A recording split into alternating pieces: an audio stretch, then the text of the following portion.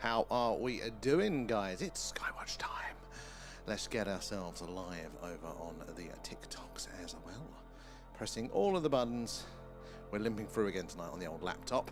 The stream computer is still in the damn shop, but it won't stop us from doing another wonderful Skywatch. The weather is looking like it's going to play ball for us tonight. A few wisps of cloud, but nothing that's going to get in the way. So settle down. Get a nice hot drink there and sit back with us tonight as we are looking out for UFO, UAP, all of that sort of jazz in the skies live from Wiltshire, right in the heart crop circle country and just down the road from Stonehenge. So do say hello as you're joining in there tonight. Let us know where you're all watching from. Carl is already in there over on TikToks. Scooby is in as well. What's that say to the show tonight to go over the new videos and fun? Oh, that is very exciting. And it is a, what's the word? Friday. Friday, so I don't actually have to be up early. So that could be very, very interesting. Although I haven't been over them yet myself. I did a quick skim. Dan is in. How are you doing now? We have had more drops there. I'm not sure what I make of it yet. I'm holding out judgment, but honestly, I'm not too excited by what I've seen so far. But I haven't looked a lot. What have you guys seen so far? Colin is in, and Baseman, how are you guys doing there as well? Astrogazer, we are live. You perfectly. We've just jumped on. You are a minute in there, so good time to. How you doing? Gary as well there, where you join us from tonight. Kerry is in too, and Astro, thank you for the follow there. Guys, do say hello as you join us tonight there. Let us know where you're watching from. Ask us any questions, whether it's about the stuff that is in the news at the minute they're UFO related. Maybe it's a personal experience you want to share with the phenomena. Would love to hear about that one. But most importantly, keep your eyes to the skies and help us spot the strange and anomalous in the night sky there. I said we're coming to you live from Wiltshire in the UK, which is right in the heart of crop circle country and just down the road from Stonehenge. So lots of weird, wonderful things in these skies. Last stream, last Skywatch, fantastic, lots of sightings, and I think tonight is going to be just as good and as clear. We've got a lot of blue in the sky still. Now that is the daylight. It may be dark for me here on the surface, but this lens lets in a lot of light. So that sun hasn't fully gone around. So as the night moves on over the next 20 to 30 minutes there, we're going to lose all of that. We're going to see more stars, more movement, but also the colours of those stars and some very interesting things as well there. It's always a plus. I did catch a couple of replays previously, and it does look like a good bunch of guys there. Where are we over on the... and thought they would release more info after the Disclosure movie.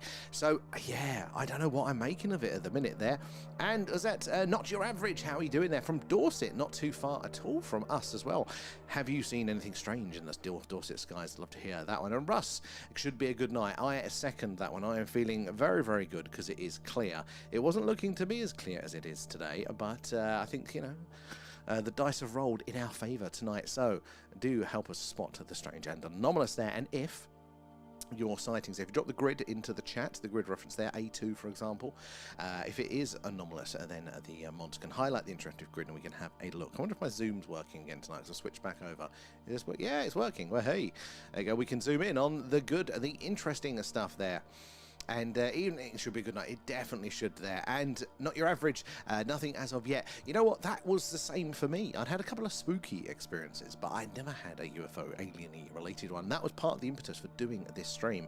First part was moving to the country here from the city and, you know, seeing how clear the night sky is. Absolutely fantastic.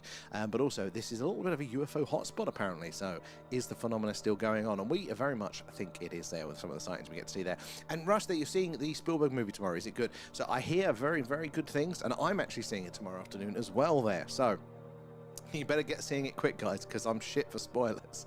I'll forget and I'll spoil it. I'll try not to. So make sure you're getting in there. And Leanne, thank you for the gifts. Appreciate those. All the gifts, the subs, the members, the Patreons, all that jazz goes back into the stream there, help us improve what we do. In fact, at the minute, our goal is to get the show back on the road. So next week, if the weather holds, we're going to be taking our live rig. So be doing this sort of setup, but live on location on one of those Iron Age hill forts that surrounds this town of a UFO hotspot. It's where in the 60s and 70s they'd have a regular, interesting sightings, and yeah, we take you to do a live up on those hills. So if we're lucky, Wednesday, Thursday, we should be good to do another one of those. But yeah, we really want to get the show properly on the road, not just down the road, and to do all of the UK UFO hotspots. We need to pull our finger out and just set a date. So the first one is going to be Rendlesham Forest there. So again, if you're supporting us, it all goes into that to help us get there. Merch too. Look, we've got our Skywatcher t-shirt on tonight because we are sky watching. A few wisps of cloud, but nothing that's going to interfere with our Skywatch. And up there, the drop today was quite poor compared to the other two. That is, and how are you doing, App?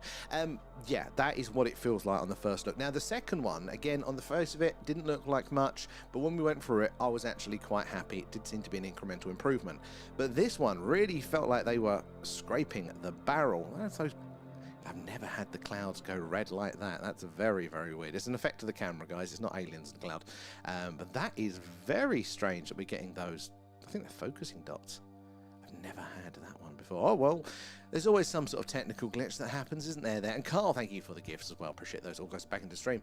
But yeah, the evidence there that has been released for it doesn't look good on first glance. But at some point over the weekend, we will do an emergency deep dive. We will look into those with you guys. That's for members and patrons, you guys that support the stream.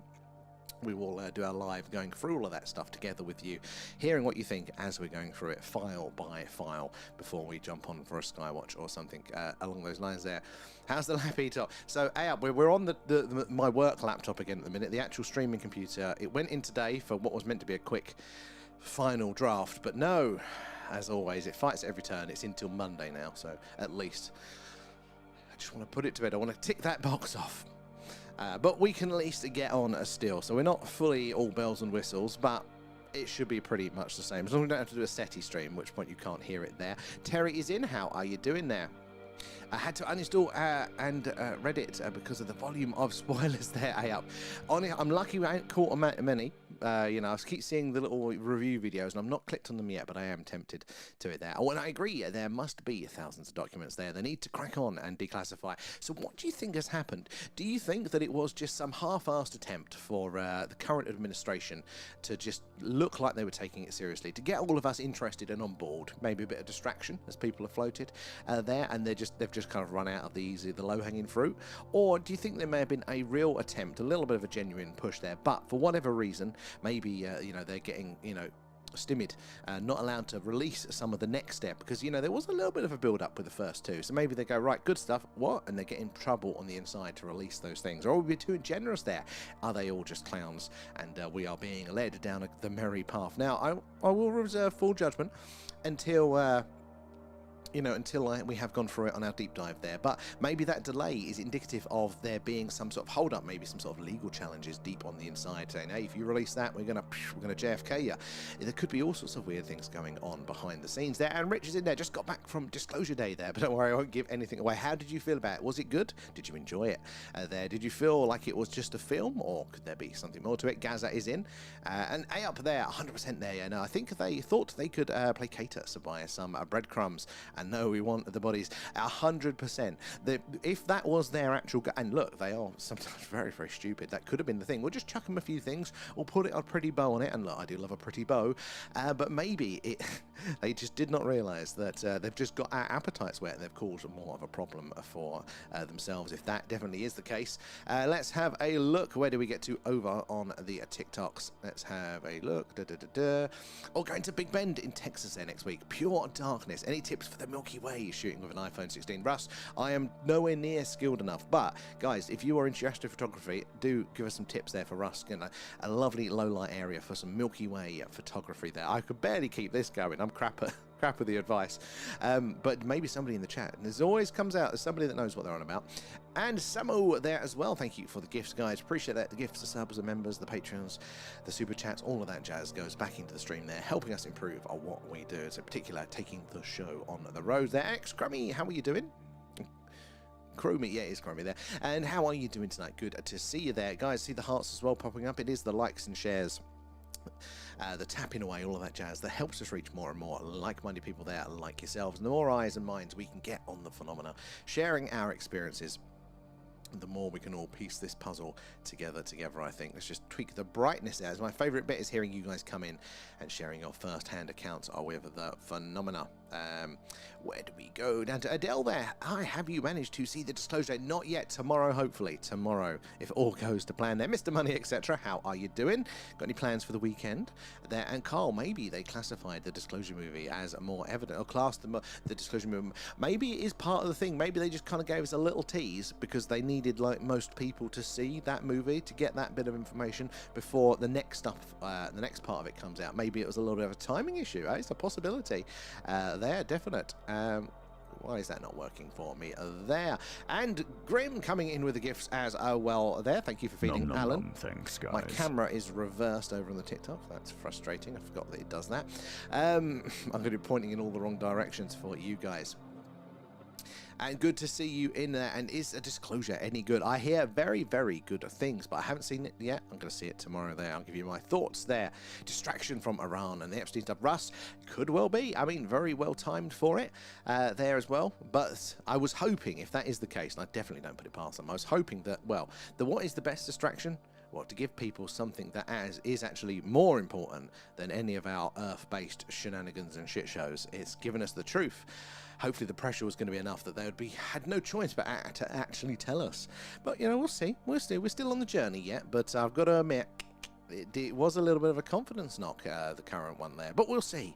We'll see there. And I'm doing great, thanks there. Sorry, I haven't been on. I just come back from holiday. Crapsugar. No worries, X. Honestly, you're all right. Whenever you want to come in, it's great to see you, but you don't have to feel guilty about not being. I hope you had a fantastic time. Where did you go? And where is we down here? And Marcus, how are you doing? Good to see you in, matey. And R4 there. I mean, managed to get on the start of the stream tonight. What do you think of the large green flash the other night? Oh, so good time. You know what? How we only 10 minutes in? Yeah, that's pretty good going. And look, it's going to be a clear sky. So we had a couple of interesting ones, didn't we, the other night? I think it was not last night, it was the night before we did another Skywatch, and that was full of activity. It happens like this. Every now and again, we'll get a quiet patch. We'll have like a few days and go, you know what, there's nothing here. Normally, there's an anomaly or two. Might not be the slam dunk stuff, but normally there's something that makes you go, that's interesting.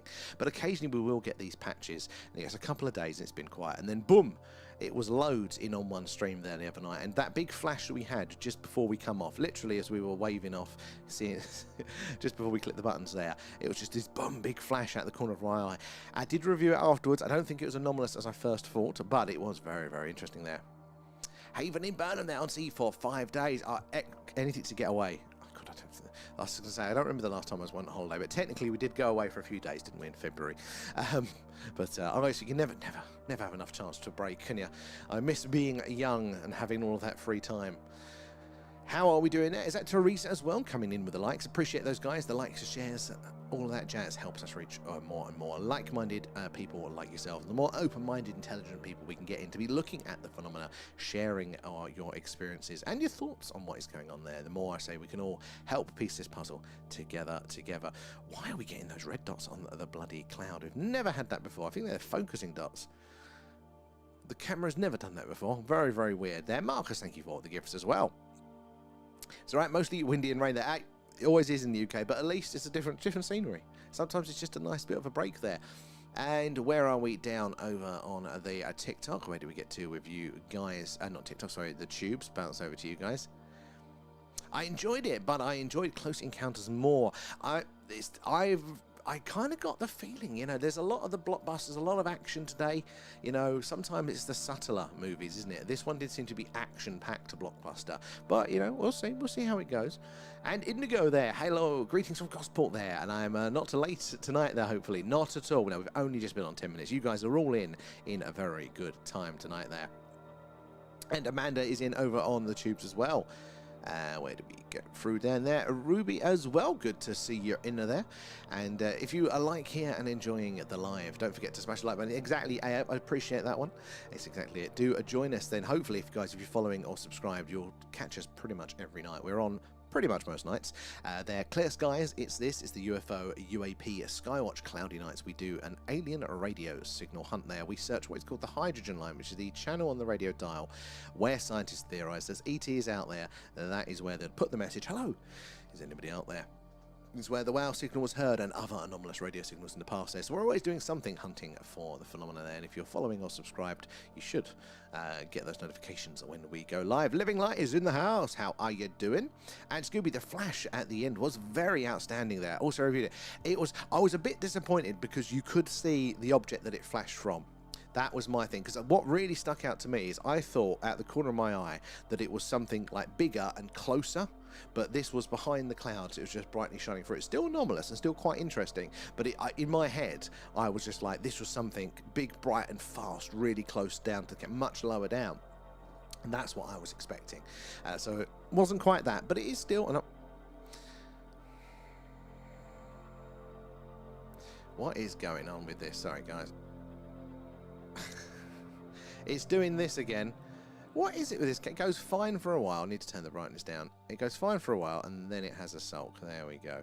It looks like it's going to be one of those nights tonight. Is Mercury in microwave tonight? Something technological like that. And where are we there? Kevin, thank you for the follow. Where are you joining us from tonight? Again, if you are new here, do say hello. Let us know where you're watching from. We'd love to hear from you there. Got any questions? Ask away. Maybe what we're doing, why we're doing, how we're doing it. Again, do ask away. There's no silly questions here. Or my favourite, if you've had a strange experience with the phenomena, I would love to hear about that as well. That is the one thing that has changed my opinion the most on how or what may be going on there. Let me zoom in. There we go. Got one right here. Zoom mode activated. Oh man, that was too much zoom. Too much zoom. God damn it.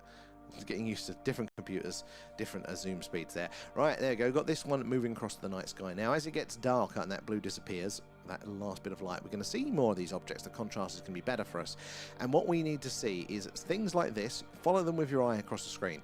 We need to see them stop dead, shoot off at speed, change their course or trajectory. Anything like that will tell us for sure that it is, in fact, something a little bit stranger than a man-made satellite. Which, again, there's a lot of them up there, and that is most of what we're going to see tonight. But if we keep our eyes on them, or we follow them, it just takes that last-minute hesitation there, just before they go off the screen, for it to be a slam dunk. Definitely not a satellite there. That is our most convincing piece of evidence. That cloud is now just hanging there. Is the wind gone? Fucking thing, that want to stay there. That is what we are really looking for. Coloration flashing can be of interest there, but not necessarily conclusive like the movement. So that is what we really want to see. That is our gold standard there. I've had a lot of seagulls outside the caravan. The problem is when they're on the roof, God, they're bloody noisy. I stayed somewhere once in a camper van, and I don't know what it was that we left outside, but the guy was like, don't leave anything outside, the seagulls will get it. I woke up in the morning and I was like, just 1,000 seagulls on the roof of my van, shitting everywhere. Bloody seagulls.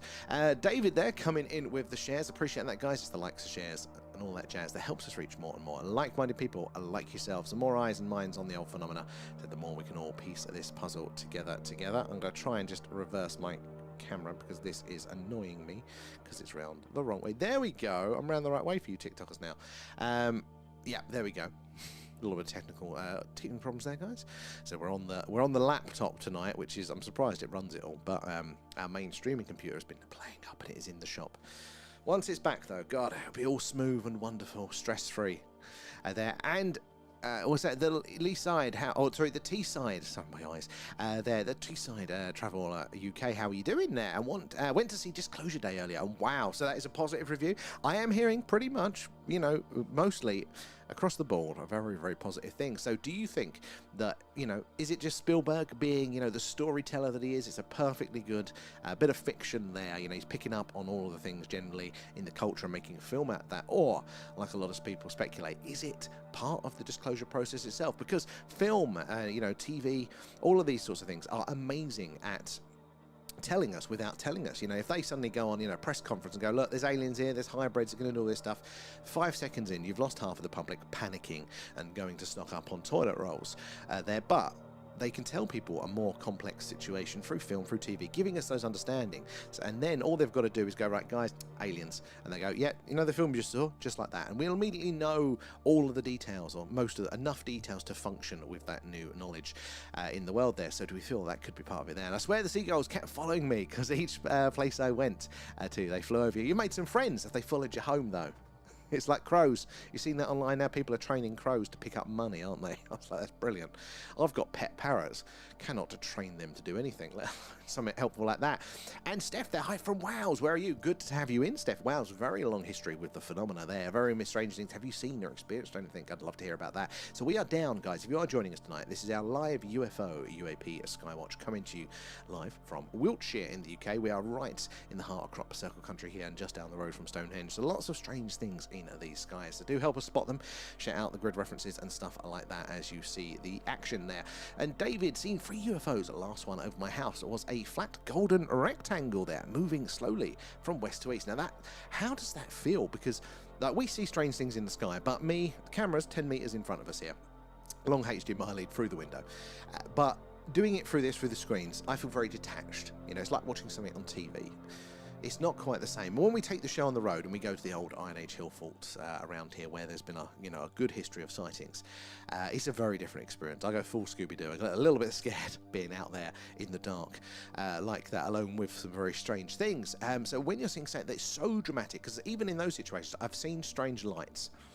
I've not seen that full-on physical craft. There's still a degree to go, that is very, very strange, but yeah, maybe it's something I'm misreading or misinterpreting. There's a little bit of reality that you can grasp onto still, but seeing something as phenomenal like that, like a giant golden rectangle floating over you, there's not much to mistake that with. There's not much comfort you can take. Was it an awe-inspiring experience there, or was it a little bit scary? Because to be honest, I find it scary. Angel there, thank you for the follow. Where are you coming in from tonight there? And yes, you have there, Steph. Oh, you got to tell us more. I want to hear about those experiences. And Shorelink there, thank you for the shares. I said it is the shares, the likes, the tapping away, all that jazz that helps us reach more and more like-minded people like yourselves. Again, the more people that come in, the more people just like David here come in and share their experiences with the phenomena. And that is the one thing. Look, seeing the stuff on screen is great, but that's never going to get old. But hearing your accounts as individuals there, the things you'd otherwise never get to see, tells us all of the details that we wouldn't otherwise pick up. But the thing for me, I came into this thinking, God, this is going to be a rare phenomenon. It's going to be incredibly rare. But just the sheer amount of sightings, the range that you guys have and how often, it can't be as rare as they want you to think there. I think when that stigma goes eventually in our sort of society and we can just share our experiences freshly, we're going to find out that I think maybe half, at least a third of everybody has had some form of experience there. And surely they're coming in with the follow. Good to have you in. Where are you joining us from tonight? Where are we? And what's the purple star? That beautiful one there. Good spot in there. That is a Vega. That is a star about 26 light years away from us here on Earth. Now, this is going to be our companion over the summer months because it is just so big, bright, and beautiful and purple.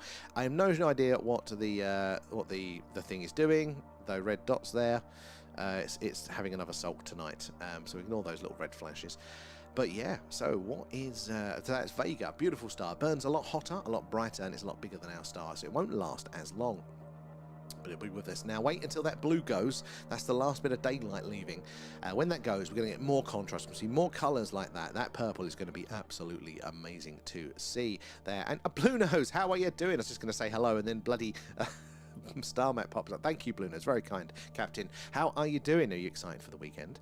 Where are we? Down there. And Truth, I saw one in November last year, a triangle. Now the triangle ones, was this the sort of one that has the light in each corner? Because they talk about that maybe being the reverse engineered TR-3B from the Americans. Again, a rumoured reverse engineered craft there based on some of the crashed craft that they had there. Good spot in there, Angel. Keep it up. And London, love that as well. And Disclosure Day, any good? I'm hearing very, very good things, but tomorrow afternoon I should be seeing it. So tomorrow night I'll have an opinion on it. And I'm very hard to impress, guys. I'll find the missus hates going to the cinema with me. She goes, you never come out there going, that was good. You go, it's all right. I've always find faults. Hey, Kate, how are you doing today? Good to see you in. And Truth as well, thank you for the follow there. Oh, honestly, wait until it's fully dark, X, because it is so purple, so bright, so beautiful. We've got some more movement on the screen, so we're going to see lots of movement like this tonight there. We need to see, keep your eyes on them, but there's a lot of man-made satellites up there. And we need to see it stop dead, shoot off at speed, change its course or trajectory. That will tell us that it is, in fact, something a little bit stranger. So we've got to follow them. We've got to pay attention. Ignore all of the red dots everywhere, because no idea why the camera's having this sulk. It's the first time it's ever done that one. But hey, there's always some sort of technical issue there to juggle there. And good evening, Blues. Very excited to have had a very hard week there. Oh, I mean, in your line of work, yeah, I imagine that most of them are quite bloody hard. Oh my God, that would put me in a shallow grave after about half an hour, Blue Nose. So a well-deserved weekend, is it there? Just put your feet up. Get a rest.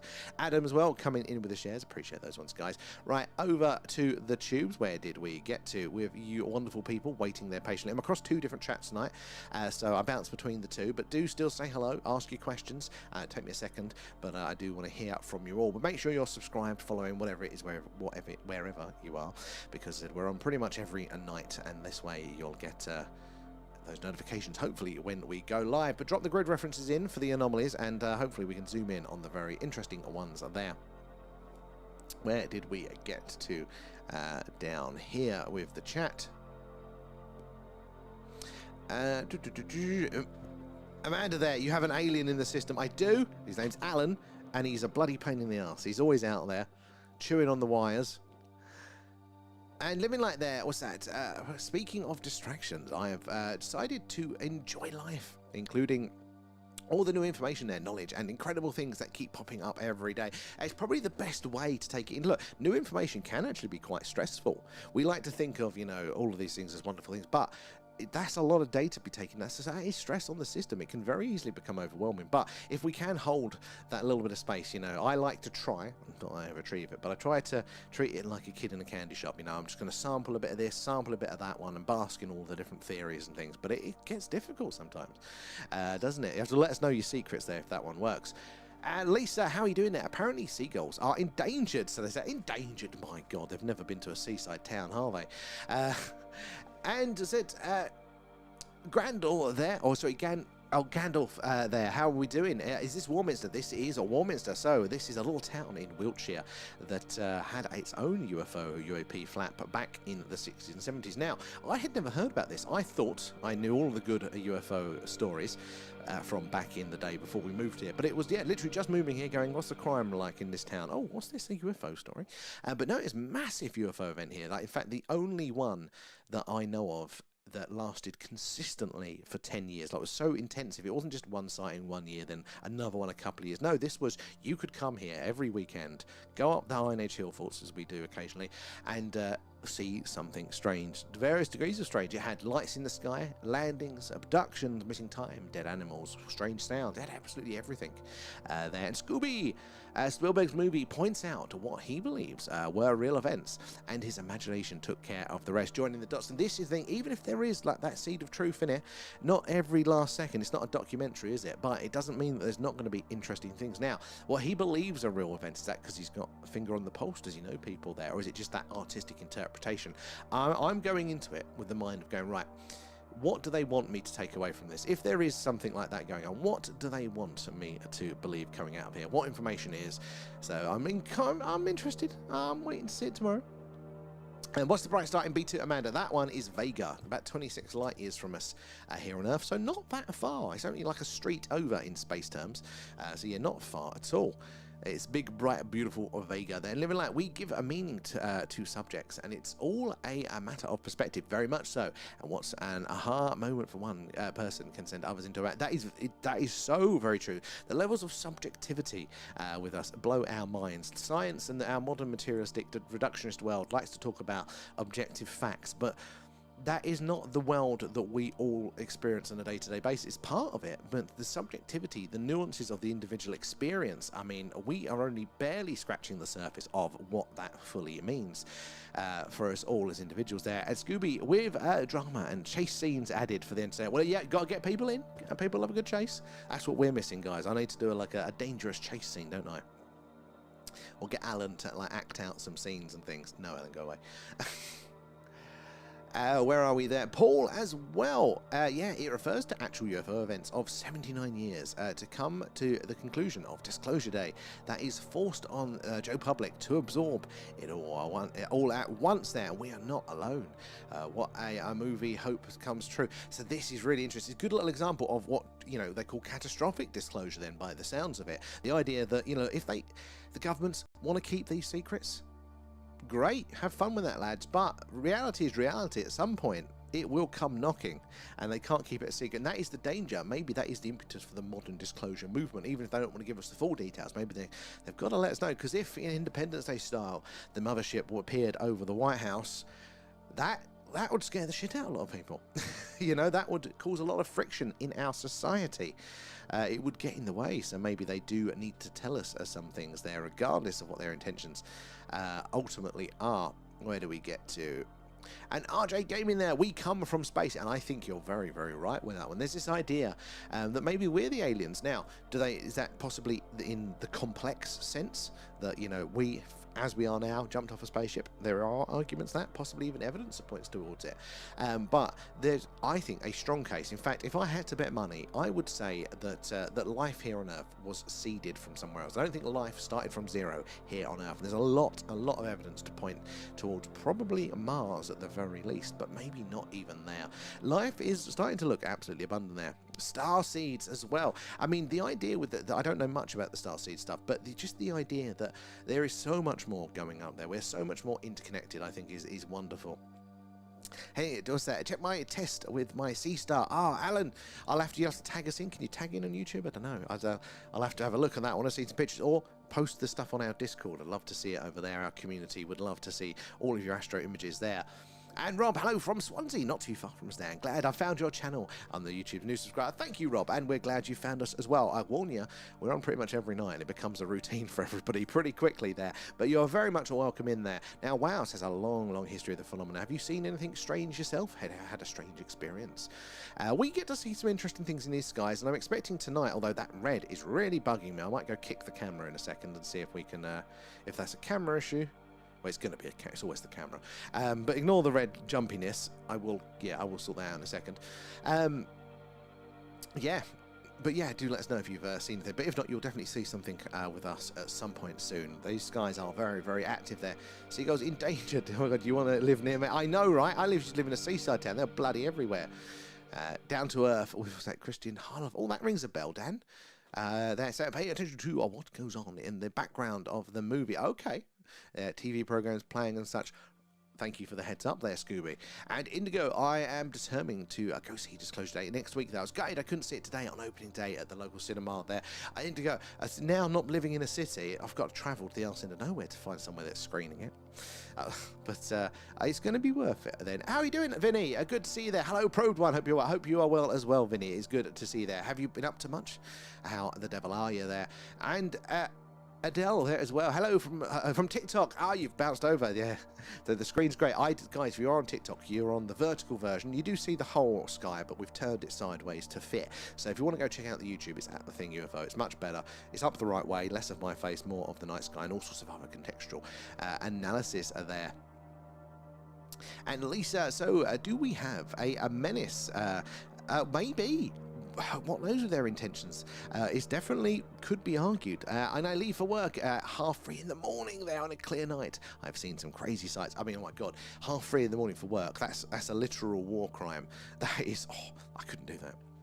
But I bet those times when it's so quiet, you're going to have more chance to observe the anomalies there. I like the sounds of that. And again, WoW seems to be so active, so busy with the phenomena there. Scotland is another one too. Join us on the Discord, Indigo. You're right there. Link in bio for that one. Our little Discord community where you can chat all the time there, whether we're on stream or not. But there's a really good personal experiences section where you guys are sharing your first-hand accounts of the phenomena with images and videos too. So you can join there and read through or add your experiences, but all the new stuff as well. Latest news being talked about there. Right, let me get over to the TikTok. Let's catch up there. And there's a ton of gifts coming in there. Is that Rena there? Harco? Oh, your names come back there. Leanne, Kate as well. R4 Kate coming in thanks, with the feeding of Alan there as well. Leanne coming in as well, and somebody put in a treasure box. I hope you guys thanked whoever put the treasure box in when you claimed those coins. So appreciate that. I said all the gifts, the subs, the patrons, the members, all that jazz goes back in the stream, helping us improve on what we do. Now, where did we get to? Trying to fight the chat here. We got to Kate coming in, we got to, Choose World, how are you doing? Thank you for the follow. Where are you joining us from tonight? Leanne sharing as well. Guys, it's those likes and shares that helps us reach more and more like-minded people there, like yourselves. And the more eyes and minds we get on the phenomena, the more we can all piece this puzzle together there. And X, I have a different type of Alan there, except it's a rabbit called Eve there, always chewing the wires. Honestly, some of our pets, absolute nightmare. I have to lock Alan in a cage. And Laura Lass, how are you doing? Good to see you. Noel as well. How are you doing today? Good to see you. We're getting a few regulars, old school OGs in tonight. How are you guys? Good to see you there. And Astro, is that Prophet as well there? Thank you for the follow there. And endangered, Kate. These violent little air ninjas are endangered. They just like to slap it on everything now, don't they? And my friend, Truth Squadron, my friend was abducted. So, can you tell us more? Obviously, if your friend wouldn't want you to share it, then that's fine. We do that. That's totally cool there. But very interestingly, loads Sorry. Loads of people have sightings and experiences, but abductions, this is literally the third one I've had. I think I've had 2 people on the stream talk about having those sorts of experiences. And one of them was kind of like messaged off after the screen, because he streamed there, because very, very private, as you can imagine, these experiences there, but they do seem to be incredibly rare there. So if you're able to, I'd love to hear some on that one. And R4 as well there, very windy and cloudy by me tonight there, definitely not ideal Skywatch conditions there, and glad we've got you. 8, you got to live vicariously through us tonight. I'm going to go downstairs in a second and kick the camera, see if we can restart it and get rid of those red dots. No idea what it is doing tonight with those. Said it's never smooth sailing.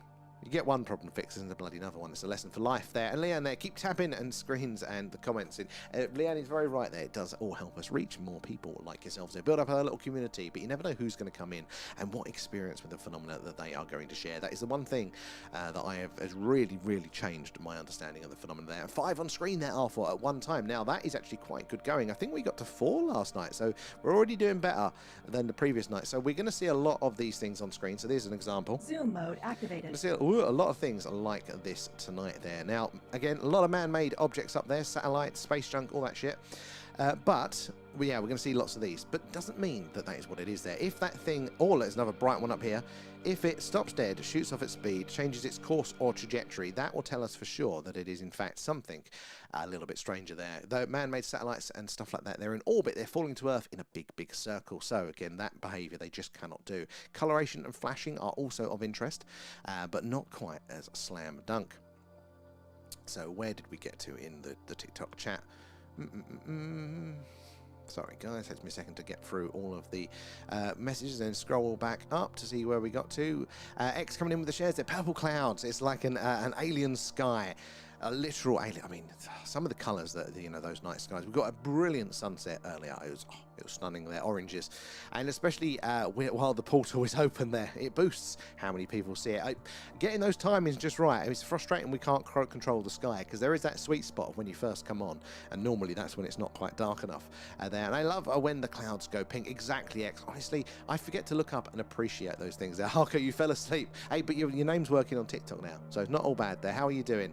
And R4, we are definitely the aliens. I think something either dropped us here or implanted us with a higher consciousness. So I'm very, very open to those sorts of things as well there. Some shenanigans in our past. Maybe fly past, hey, these monkeys, let's tweak some genes and see what goes on there. There does seem to be quite a big gap, doesn't there, between us and pretty much everything else there. And Astro, where are we there? Can you become an experiencer or are you chosen? That is a very good question. I think there'll be a degree, won't there? In the same way that an animal might not be able to, you know, choose if it's the one that's tagged, but we can probably increase our chances. Now, I don't know anything for sure, like it's 100% here, but I would imagine, you know, it's going to be a lot of right place, right time, but I think you can increase those odds. You know, like if we don't look, we don't see. That is how the brain works. And again, I hadn't seen anything strange until I started doing this, spending the time to look up to the night sky. Now we see some strange things. So I think if you put yourself in the situations, then quite possibly, but maybe for those more full-on ones, maybe whether it is that sort of abduction experience there, or even just a communication experience there, maybe there is some sort of prerequisite that we just don't understand. Maybe they are looking for certain blood types or whatnot there. So I'm not really sure, but you got to be in it to win it, haven't you? And Angel there coming in with the shares. Aero too, appreciate those guys. And Leona says, Samson in disclosure tomorrow. I am. And Astro are there as well. Can you become? Oh no, I did that one. And loads of them here in Blackpool there, Carl. You know what? I suppose, yeah, you've got that big, you know, looking out to the sea there. Or is it the Irish Sea that you'll be looking out on there? Low light, more activity. And it's Saturday here already. Oh, Hark, my God. With it getting dark so late now, it's really throwing me off my game. What time is it? 20 past 11 for us here. I'll catch you later, Harko, though. And Adam coming in with the shares there. And Noel there. Anybody seen Disclosure Day? Going to see it tomorrow. Well, me too, Noel. And I'm hearing nothing but positive things at the minute there. I mean, there's a range of opinions around it, but I'm not hearing any negative ones. So, And D-Shack, how are we doing there? What do you think of the behaviour around nuclear sites? Are they stopping a nuclear war? Oh, this is a good one there, Dash. So I appreciate that. So there does seem to be a disproportionate amount of sightings and experiences around nuclear facilities, whether that is nuclear energy sites, nuclear, like, you know, mineral mining there, the research facilities, weapon storage, or, you know, weapon missile silos and things like that. Even in the oceans with the USOs, you know, the nuclear fleets and carriers and stuff like that, they've all got increased activity. So I do think there is something going on there. And we do have to be careful though, because obviously there's going to be a bit of observation bias. These are high security sites. They are going to have more cameras and eyes on them more of the time than other places. So it makes sense to a degree that we're going to see more stuff around them. But there are some very specific stories, and a lot of them. So there are those nuclear missile silos, for example. There are a lot of accounts of very various individuals that are proven to be working on those sites and to be the ones, you know, in the bunkers ready to press the buttons, or to be doing security on the site. Now, to work in those places, you have to be fully vetted. Obviously, you're working with nuclear weapons there. They are the cream of the cream. If they want to take an aspirin, they have to let people know in case it affects them, you know, whilst they're in those positions. But they are still reporting many incidents where they are having, you know, these weird lights over the base, apparently activating and deactivating the missiles. So are they curious? Are they learning? Are they, you know, preventing nuclear war there? I mean, the one that makes me go, what is going on, is so most of the time they are deactivating the missiles. They're turning them off. Is it a flex, just saying, look, we can do this? Is it partly they're just exploring and that's a byproduct of them learning, understanding them? Or the one where they turned it on, now this was in the Ukraine actually, when it was part of the USSR. During the Cold War, they actually turned the ignition sequence on, but only one account that I've heard of that. Some people have theorized that they're actually trying to start some shit, basically, between the two superpowers that we do ourselves in. But ultimately, there hasn't been an invasion. There hasn't been nuclear war, you know, and you would have thought that we would have, you know, we wouldn't have been as good with this. So maybe they are intervening there. I think at the minute we can't say it conclusively either way, but it is very interesting, you know, starting to learn the details, because we can deduce maybe intent to a certain degree from these behaviors there. And where are we? 18 people joined with the portal. Oh, well done. Well, welcome in, guys. If you are just joining us, and we are doing a live UFO, a UAP, a Skywatch tonight, and we are coming to you live from Wiltshire here in the UK, which is right in the heart of Crop Circle country and just down the road from Stonehenge. So lots of weird and wonderful things in these night skies. So do settle in with us tonight and help us spot those strange and anomalous objects there. Lots of movement already in their sky, so do pay attention. And we're looking for them to stop dead, shoot for speed, change their course or trajectory. That will tell us for sure they are 100% not a man-made a man-made object, and it is something stranger there. And where are we in the things there? Naughty, I know, right there. And user 93, welcome aboard. Good to have you in there. And Shan as well there. Thank you for the shares. And the red dots. Oh, you're not seeing them. It's a bit squinty. I think I'm seeing them. There are these little speckly red individual pixels that just go in everywhere on my screens. You see them now, yeah. And Zach Victoria as well, thank you for the follow. Good to have you in. If you are new here, guys, say hello. Let us know where you're watching from. I'm in the TikTok chat in a second. I'll be bouncing back over to the YouTube in a moment there. And that's a nice bright cloud. Where do we get to? Who volunteers to stand outside at night with a poster saying, "Take me home"? We'll do a test. Well, I'm sure there would be a few of you guys. Must be logged day by day until experiences. In fact, we've got the perfect logbook for that. There you go, link in bio. Your own UFO sightings logbook. I'm peddling the merch, guys. We're trying to get ourselves down to Rendlesham Forest to do a live Skywatch on location from there. And loads of seagulls. Oh, that was the seagulls, yeah. At the seaside towns. We took in a baby seagull once. I like birds, and I thought it would be hilarious, you know, to look after them for the night. They're massive, scared the shit out of our other parrots. And Skywatcher Finland, good to have you in. Have you seen anything strange there? Do tell us about your amazing experiences I imagine you've had. And Daniel there, hi from Birmingham, used to work for the mod security, always had sightings close to nukes. Oh, Daniel, is there anything you can, like, specifically you can tell us around that? Like, was it lights in the sky? Were they moving? I've got so many questions. It sounds fascinating, but I totally appreciate if you can't share some of those ones. But if you can, I think we'll all be very, very keen to hear those ones. And Steph, that UFOs are real. They really, I'm a very strong believer on that one. And Dash as well there. Thank you for the follow there. Very cloudy. It should go, we are we're over on the YouTubes as well. We're at the thing over there. And people do say it is a better experience over there. Running Dad, thank you for the follow there as well. Is that Park? How are you doing, Pluto? As well there. Seagulls they are actually massive. I had it on my arm like that. It's sitting on the sofa and it's just climbing all over me. It had no fear. Quite fun there as well. Skywatch, I've had countless different kinds of content. If you want to share, we would love to hear more about those. Right, I'm going to bounce back over to the tubes. Where did we get to with you guys? Oh, a few clouds, but they're moving fast, guys, so I wouldn't worry too much. Still plenty for us to observe there. And exactly, Indigo. Join us over on the Discord. We've got the link in bio for that one there. And Vinny, working 50-hour weeks. Oh my God, there. Up at 4:45 and sleep by 9 there. Starting the new job on Monday there. Maintaining, repairing, and installing a water pollution infrastructure, monitoring equipment for our rivers, water. Is that going to be better hours for you? It sounds pretty good fun, actually, Electron. Oh, God, that would... I couldn't do it anymore. I've gone soft. I'm a soft office boy. And Terry as well. With all these satellites, Elon Musk officially become the world's first trillion. He did today, Terry. He's an interesting character as well, isn't it? And oh, Lee says, well, I have the RH negative blood type there, and apparently it's alien blood. I get lots of connections around that. I mean, we've got a few people that have got that blood, and they do seem to be what you got, more on the sensitive. They're able to pick up on things, you know, that sort of stuff. Is that, would you say that you've got that sort of intuition, is the word I was looking for there? Would you say that you've got that experience as well, and maybe there is something to it? I do not think our linear explanation of history and how everything has developed is anywhere near right. Not over the timescales that we're talking there. And Stu, how are you doing? Is that Hugh as well there? They sure seem to want to avoid us there, messing with the spicy rocks. They do seem to have some interest there. But who are we to know until we can get the full picture there? 4,400 SpaceX employees just become millionaires overnight there, and Musk become a trillionaire first ever because his stock hit the market. It did, Scooby. It is fresh out today. Isn't it that? But to be honest, I mean, look, he's a very, very decisive character, so I totally understand why people don't like him. And there's obviously a lot of issues with all this other stuff as well there. But you can't say that he is not an outlier. I mean, just look at what he's done in space. It might be our only chance, guys, of getting up there ourselves. So I'll trade it at the minute there. And your RH negative as well, Scooby. Have you got that sort of connection with it, do you feel?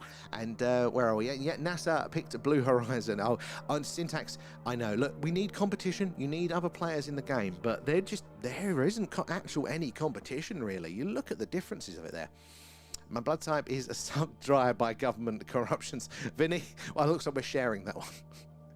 That's good. I definitely have intuition there as well. So I wonder if we could poll that. I wonder if we could, you know, I don't even know my blood type, but, you know, I'm not that intuitive, so I don't imagine it would be there. Amy as well, how are you doing tonight? Good to see you in there. And Living Light. What would benevolent ETs say about the movie Disclosure? Maybe they would view it as a mirror, not as a document about themselves, but as a beautiful yet imperfect self-portrait of our hope, perhaps of it. That's a very good angle. And I meant, look, if they're going to be advanced enough to be travelling these distances, I think then they must have the anthropological understanding of the nuances of creatures like this. No, that take certain things personally, would they? But you never know. Maybe not. Maybe they are alien and they're here to learn and study, and therefore everything is off the table. Where are we down here? Captain Jack's ostrich. I love ostrich. Have you ever seen the ostrich? It's not. I think it's a mating dance when they're trying to attract a mate. There, they get down on their knees and they go like that. It's absolutely hilarious. Apparently, if you do that to them at a zoo, they'll just do it straight back. I'm like, I've got to find an ostrich in the zoo. There. In fact, that's what the merch is going towards. Get me an ostrich. We could take it on the lives with us like a pack mule. We could take our equipment up. You watch me getting pecked in infrared video. And Skywatcher, there's a few videos on your page, and I'm going to sleep there. I'll have a nice night, Skywatcher. Hopefully remember to check those out there. And abolish there. Where is 3i Atlas? So it's well off out of the inner solar system now. Still anomalous, but not that anomalous yet. And again, the further away it gets, the harder we are going to be able to get anything from it there to measure it or any of its actions. Where's my little remote control buggered off to? I've got a little remote for this camera. But I seem to have knocked it on the floor. There we go. These bloody clowns. Bugger off. Come on, let's spin the camera out. See if we can find a better patch. Although they are moving in this direction, so...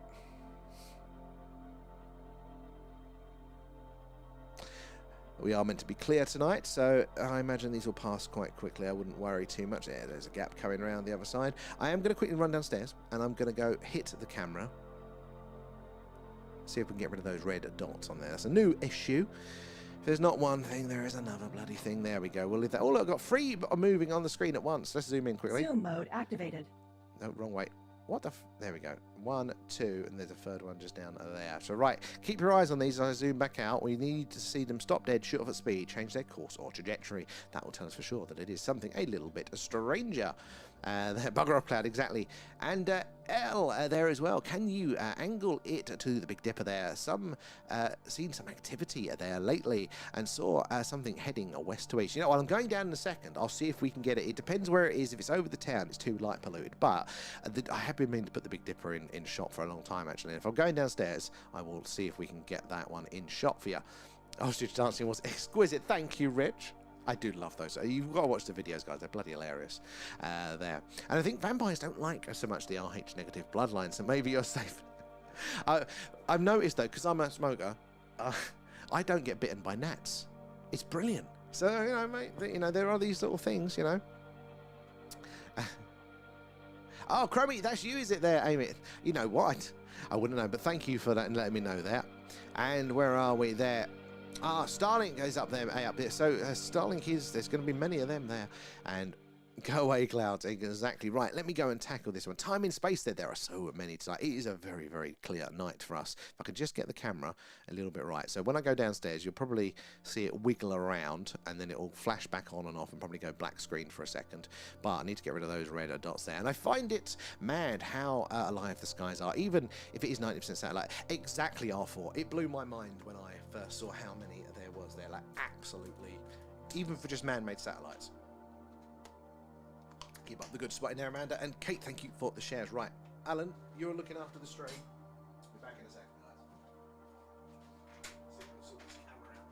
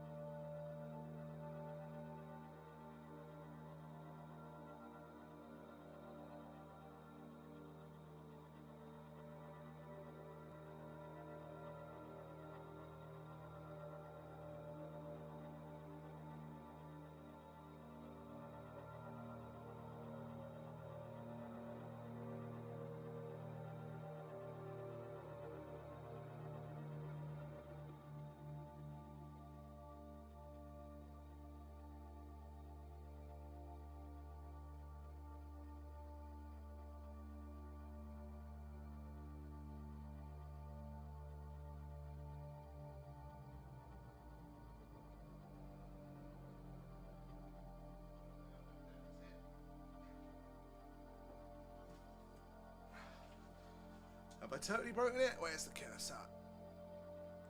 No, there we go. Hey, touch wood. Right, let's get that one up. There we go. Cool, look at them racing through. Couldn't quite get the angle on the old Big Dipper there, sadly, but I'm sure we can try again later. So guys, if you are joining us, we're doing a live UFO UAP Skywatch tonight, coming from you live from Wiltshire here in the UK, right in the heart of Crop Circle country, just down the road from Stonehenge. Lots of weird and wonderful things in these skies that do help us spot the strange and anomalous. Look, we've got 1, 2, 3, 4, 5 down there. Zoom mode activated. Lots of things moving around up there, but for us to say that those things are not man-made satellites, but in fact something stranger, we need to see them stop dead, shoot off at speed, change their course or trajectory. That will tell us 100% that it isn't a man-made. We don't have technology that can do that. Those objects are falling to Earth in a big circle, so just like I can't stop or go sideways if I fall from the roof of my house, these objects can't do that either. So yeah, do help us spot those wonderful things going on there. Flashing and coloration can be of interest, but they're not quite as slam dunk there. But keep your eyes out there, and we'll zoom in on the good stuff there. Where did we get to? Decided to come over to the tubes to see how it was there. Well, I think it's better. Some people don't, but I do there. Off to finish the broccoli there, out. No worries. Right, let me bounce back over to the TikTok, see where you guys are. Remember, we're on pretty much every night, guys. Where's my phone? So make sure you're following, subscribe, whatever it is, wherever you are, because we go live every night. You should get a notification when we are on there. So clear nights, it's the UFO UAP Skywatch. Cloudy nights, it's the alien radio signal hunt, and we do see some very strange things here. So yeah, make sure you're following for that one. There are lots and lots there. Where do we get to there? Is that a Vindu Bone? How are we doing? Where are you joining us from? Thank you for the follow there. And Phil to Hill as well. Good to have you in there.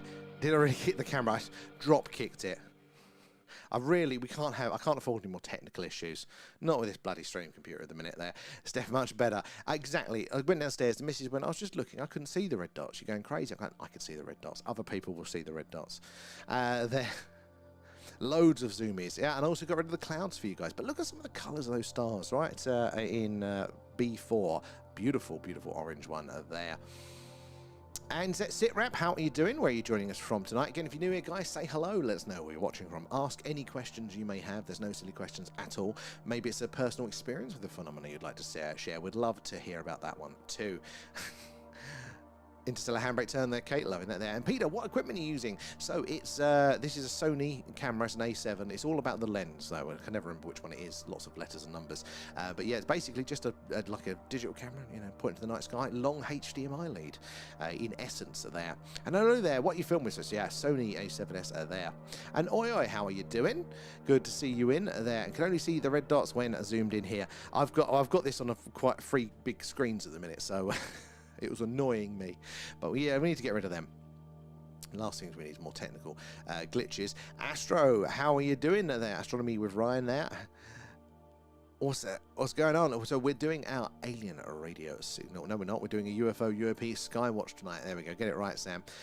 Where did we get to over on the tubes chat there? Looks like the clouds are behind the stars. When you get those bright ones poking through, it does look really, really cool, doesn't it? And if any there, we need to get the same headphones I just purchased there. They are the true 5.1 surround sound there. They have 8 speakers in them. Wow. The Triton Pro. Oh, I've heard. Very good brand there. They have a detachable microphone also. Excellent. Oh, that is cool. That's far out of my budget. Our streaming computer went down the other week, and it's still in the shop, so I'm bodging this through a laptop, and it's broke me at the second.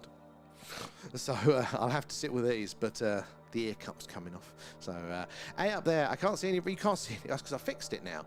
Fixed it. 4B there, aim a good one. Oh, just as I was getting to it there, missed it there. So keep your eyes, remember, we're looking for that anomalous movement there. Strange behaviour that'll tell us it's not one of the many, many man-made satellites. Now look at this one here we've got coming in here.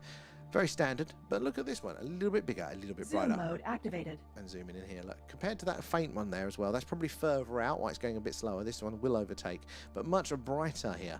Look at the colours of some of these stars as well.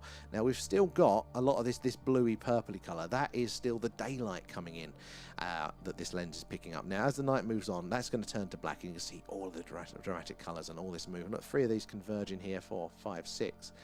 Oh my god, so many on screen there. Look at the oranges around here too. This 2 together up here.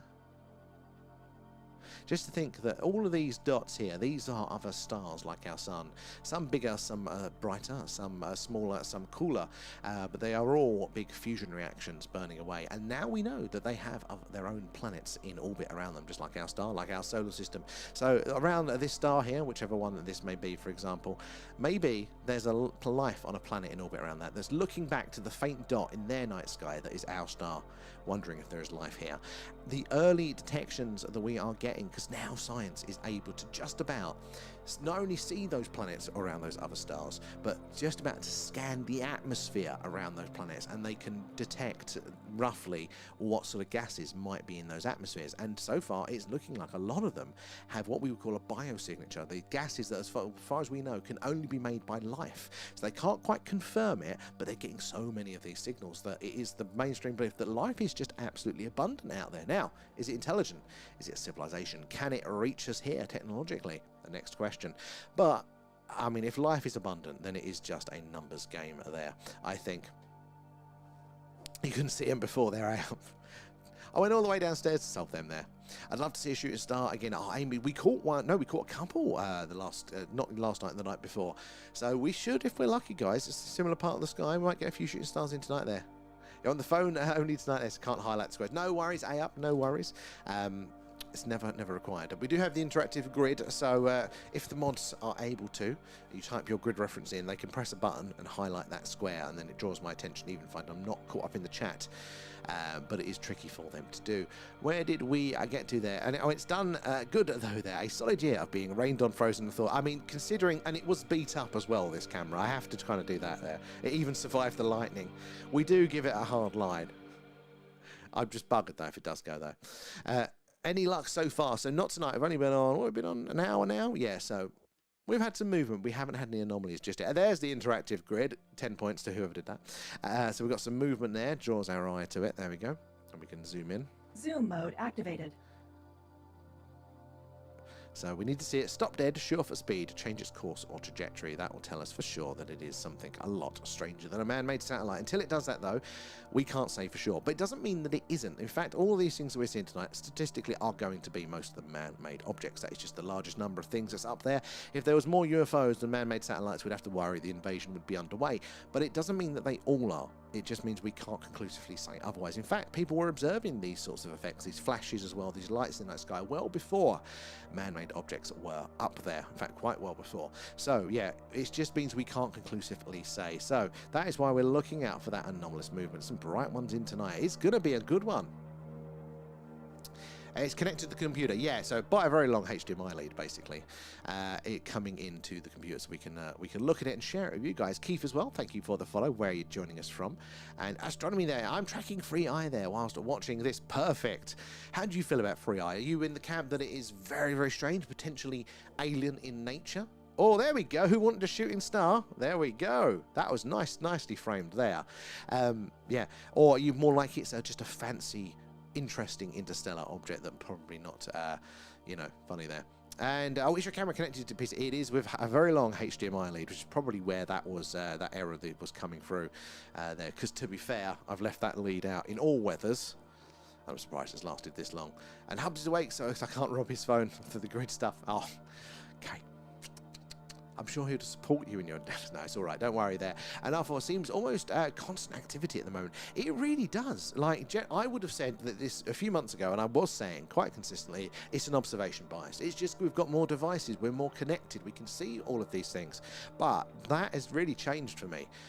It really does feel like it's just generally more active there. Did you see that one? Was that the shooting star? That was amazing.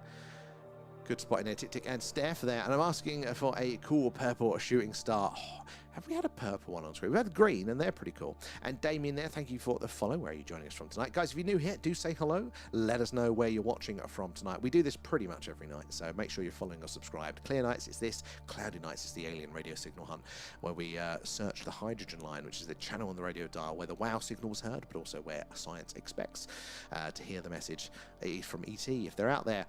So thank you for the shares as well. The shares, the likes, the follows, all that stuff there helps us reach more and more like-minded people like yourselves. The more eyes and minds on the old phenomena, so the more we can all piece this puzzle together. God, I've missed loads of gifts there. Sorry, guys. R4, Kate, Leanne, Grim, and Tick Tick as well. And Ria as well there, and Harko. Oh, my God. It hadn't scrolled out, and I just hadn't seen any updates for ages. But thank you, guys. Sorry if I've missed anyone there. Appreciate that. And nom, nom, nom. Thanks, thank guys. you for feeding Alan as well. But, yeah, all goes back into the stream there, helping us improve what we do. Same as the merch as well, all of this. Like, if you want a Skywatcher t-shirt, I'm actually quite happy with those t-shirts. But yeah, it all goes back into there, all the equipment, so we can constantly improve and get our better odds of detecting evidence of the phenomena. B2 looked like a burning meteor burning there. That one, I think that was. It was a classic meteor there. And SitRep there, have you tried the Sony XX Aura Pro? I'm thinking of buying one, but I'm a complete amateur. Honestly, SitRep, me too. Me too. Literally, it was about a year ago. I think it is this weekend, is our year anniversary of doing this. And I can't tell you how many expensive mistakes I made. I actually started doing this, I thought I'd start doing this with a GoPro. I thought it's got a fisheye lens pointing up to the night sky. That'd be fine. No, it doesn't let it anywhere near a flight. So I've got a graveyard of equipment of trying to figure out how this works. They look really, really good, the Sony X ones. I've heard very, very good things. And that is in infrared as well, which is a good part of the spectrum to be searching in. It's meant to be very active there. So for streaming, it's much more difficult because there isn't like a straight video feed out. But for your own use, perfectly good bit of kit there. A very good bit of kit. And Damien there, Tennessee, love it. Excuse me, how are your skies in Tennessee there? Have you ever seen anything strange there? And Apex, thank you for the follow there. And we have back in a week of the meteor shower. I joined in. Back in a week. So is it a week's time for the meteor shower? I thought it was later on than that. I thought it was July. We'll have to celebrate, Kate. And thank you for the shares there, Kate. Right, bouncing back over to the tubes. Where did I get to with you guys? I'm across 2 chats tonight, so do bear with me. But do ask your questions. Again, ask away any questions, or if you had an experience, please do share. That would love to hear about that one.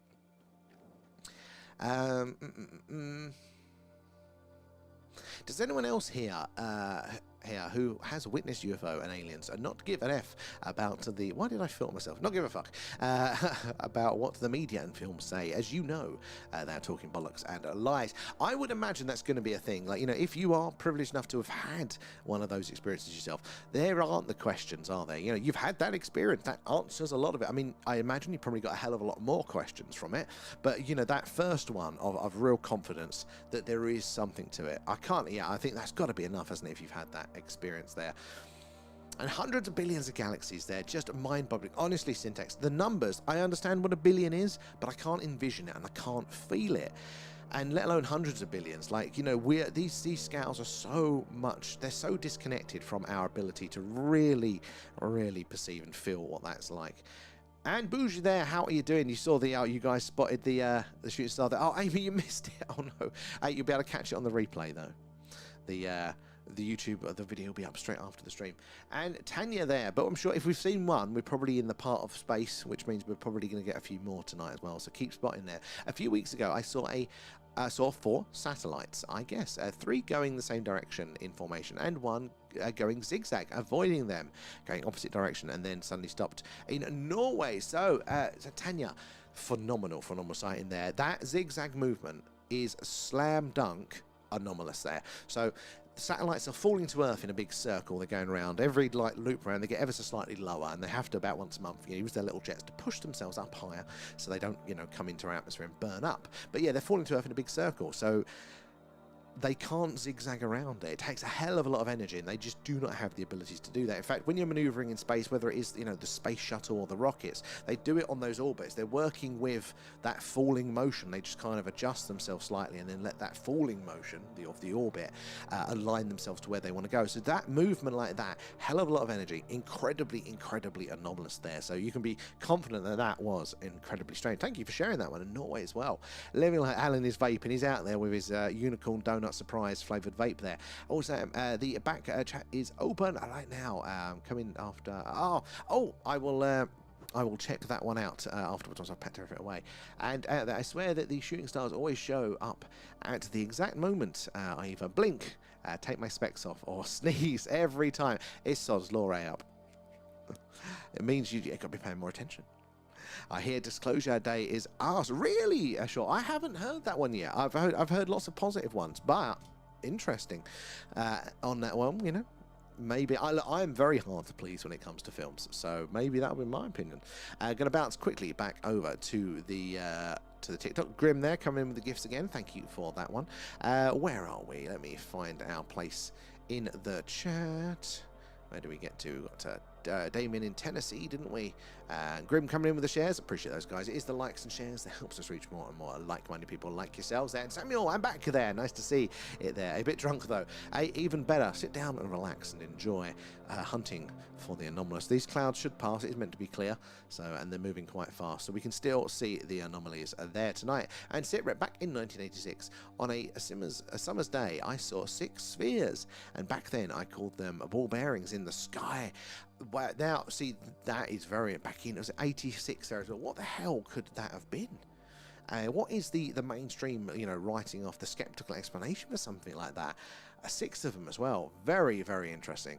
I like that. And I like that, it's calling them ball bearings. So, you know, back in the 80s, you know, it is when we see something in the world, we try to fit the closest match that we have through our experience of life, through our culture.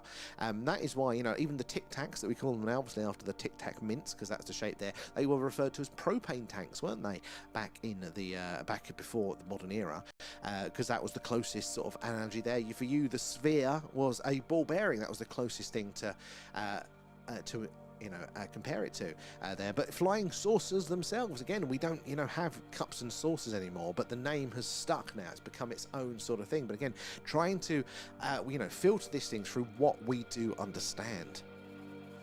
How you doing, Kendo, as well? They're all Flasher in B3. It's the only... Where am I getting... I'm getting a phone signal come through then.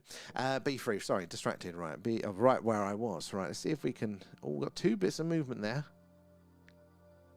So flashing can be interesting. Now, satellites can appear to flash to us, but if we're seeing something flash from the same position in the sky there, over a sort of a few minutes or whatever it might be, it is very, very anomalous there. Everything, as we said, should be moving, should be in motion. You can get a visual on that number there. Tons of videos for demonstrations. And it was July. So we're coming up to it, Kate. Where is that coming from? Why am I getting interference? It's because we're using this temporary setup. And when I was a child, I saw a plane hovering, stand still about 5 minutes. And family, I looked confused. I imagine so, yeah, maybe a visual effect, but a proper 5 minutes. Again, planes can't do that. It literally breaks physics. We don't have that. So is it something anomalous? Maybe UFOs cloaking, that could be an angle for something like that. Or, you know, people had time slips, maybe something with time itself going wrong. But then again, if that was time being paused, the light wouldn't move. Very interesting sight in there. Good spot in there, Stephen, in B3. Lots of movement tonight, and we're looking out for that anomalous one, so keep up the good spotting there. And this is a really interesting channel there. I wish I could stay, but I have to go. I'll give you a file. Thank you, Sitrep. Hopefully we'll catch you again soon. We are on pretty much every night. So yeah, tomorrow night, Saturday night, it's meant to be really, really clear, guys. So make sure you're going to be around for that. It's going to be roughly you know, 11 p.m.-ish, maybe slightly before there, UK time for us. That's when it's getting dark. Loving the stickers there, Carl, as well. And I only saw a flash once there, then didn't flash again. Was about 3 minutes before you got to your comment there. So sometimes they do take about a 3-minute cycle. We've seen it quite a few times. We haven't seen it, I don't think, since like January, but we've seen it multiple times. It'll normally be there for a few days, but it'll be like once either every 17 seconds or every 2 or 3 minutes. You'll just get this flash, and it's a nightmare because you guys spot it, and I'm like, I can't see it. And then I get distracted, and then it flashes again. But anything up there that is staying still long enough to flash back every few minutes, or even every 20 seconds, if it's not moving, that is strange. Again, it's a lot of energy to sit still in space. A lot of energy. So it can be highly anomalous. Let's keep your eyes on that one. Oh, it's C3. And is that all right? It'd be free Orion's belt, all close. So now, actually, Orion's belt has gone a bit further around for us now, but you've got that alignment of the 3 stars, so you're not far off there. And it was back in the 80s I had my first sighting there, Steph. I love that as well. I hadn't seen anything until moving to the country. I don't think I really spent the time to look up. I hadn't seen a shooting star with my own eyes. I hadn't seen the ISS. I hadn't even seen a satellite before. Just in Essex, it was too light polluted there. Singular flashes back to the head of the shooting star. Oh, yeah, I'd forgotten about that one. In fact, that reminds me, what's the name of the channel? Zoom mode activated. Let's have a look at these 3 down here. I don't know if I can't zoom in any more on those at the minute, but just with those 3 going off there, let's zoom back out. And the one going up there. So yeah, there was a chap that, so we talk about, you know, that unless they do that anomalous movement, unless they stop dead, shoot off a speed, change their course or trajectory, that is the only way with our equipment that we can say for sure that they are something very, very strange. But we had a chap in the other night, And he sent me some long exposure images of, you know, these objects that we're seeing now, that we're calling man-made satellites, because again, we can't filter them out with the technology that we have, all of these objects like this. But in his long exposure image, that let you know the sensor is taking all the light for a long period of time into one image, and it basically draws the line. If that's moving across whilst it's being exposed, it's not just a dot, it's the line for, you know, in the one shot. But with his ones, what looked like a line in a video, like we see, so what, you know, just what we'd normally see these dots moving, actually the long exposure, which kind of records its path, it was actually a squiggly line. But it was just too fast a squiggles for the camera, for the video part to resolve it. So maybe more of these things that we're seeing are strange, because that wiggly pattern, what the fuck's that? You know, that isn't the straight line of an orbit. And he said as well, corkscrew pattern. So it looks, you know, in 2D, it looks like an up and down, you know, a wiggle. But if you see it in 3D, well, that's a corkscrew hitting those points, isn't it? Very, very anomalous there as well. There's a whole new dimension of what could be going on. And that's why I find this fascinating, you guys sharing that knowledge and experiences there, improving our ability to understand what we might be seeing there. Where did we get to? And that complaints, say it's boring and show no aliens. Really? I mean, some people though, like people got TikTok brains now. They can't do a good thinky film, can they? And I'll be so pissed if the movie is not good, though, although Spielberg, so how can it not be? He has had a couple of duff ones, but I'm not expecting this one to be. He's had a couple of very... In fact, I'm not a blockbuster movie kind of guy. I much prefer some of the other ones. And I was actually surprised when I was looking through his list of films the other day. I went, oh, that was a Spielberg, and that was and that was. And these were all the smaller ones that I really liked there. And where are we? Down here as well. Flashing in a D. All right, let's keep spotting for that one. I was a bit behind there. And her disclosure has a white hat influence. Oh, maybe. You know, the white hat there purposely releasing. And John there, evening, just stumbled onto this channel and subbed. Look, cool. Thank you, John. Very kind of you. And I'm glad you welcome in. Where in the world are you joining us from tonight, John? Have you had an experience yourself? When we first started this one, literally a year ago, it's got to be around this week, didn't realise that so many of you guys would want to keep us company, would enjoy just looking at the beauty of the night sky and talking about these things. But camera's having a sulk, sorry guys. Would enjoy it in the same way. But no, like loads, hundreds of thousands now, of people have joined us and also shared your experiences. That has just been, I think, the most amazing thing there. And Brian is in. How are you doing there? Oh, it's about 5 minutes ago. See, it's going to be trickier with the clouds, but see if you can keep your eye on that exact same spot and see if it repeats there. Where do we get to over on the TikTok there? Dara coming in with the gifts. How are you doing? Thank you for those. All the gifts, the subs, the members, super chats, all that jazz there. It does go back into the stream, helping us improve what we do. In fact, we should be next week, if the weather holds, guys, doing our On the Road. We should be going up to one of the local Iron Age hill forts locally here, where there's been a history of sightings, where we've been before, and we've had some interesting sightings with you guys. Yes, we'll be doing a live from there, said if the weather holds. But we are trying to get our show properly on the road to some of the UK UFO hotspots. So Rendlesham Forest should be the first for that journey over the next couple of months. So at the minute we're saving up for that one. So if you want to get us closer, you can buy a cool t-shirt there for that one. And Colin, how are you doing there as well? And Brian, I'm brilliant there. How are you? We are all good here. We're all good. I'm glad that you are well too. And John, a sighting in 1987 near Winchester there, triangular UFO, not along off where the Belgium sighting were. Three white lights in the ends there, plus a central light that was much and stronger there, and seemed to search the ground. In that period of time was a real hotspot for the triangular sightings. A lot of them apparently were meant to be, weren't they? The reverse engineered TR-3B from the Americans there, based on the recovered craft. Now, whether that's a real craft, there was this big peak of sightings around that time, and you know, if that's, you know, that would have been around the time they would have been testing things like that. Where did we get to? Space worms. I missed those there. Mickey, how you doing there? But I'm scared. I've just saw some weird things in the sky there, and it could have been a plane, but it was quick. Honestly, Mickey, that is a pretty normal, like, human response there. And honestly, it scares the shit out of me sometimes. So when we do our live on location, you guys rip the hell out of me, because I do get a bit scared being out there actually with the phenomenon. It is unsettling. It does question a lot of our reality. Sometimes it's quite easy to dip into this, isn't it? To go, this is fun, this is interesting, but treating it, you know, a little bit offhand, but when that phenomena is face to face with you, the reality sets in, it can be a little bit scary there. So it's hard to tell, isn't it, there? I mean, the movement will be the trick there, Mickey. The movement, the trick. Was it like a bright light in the sky there? Was it any coloration to it there?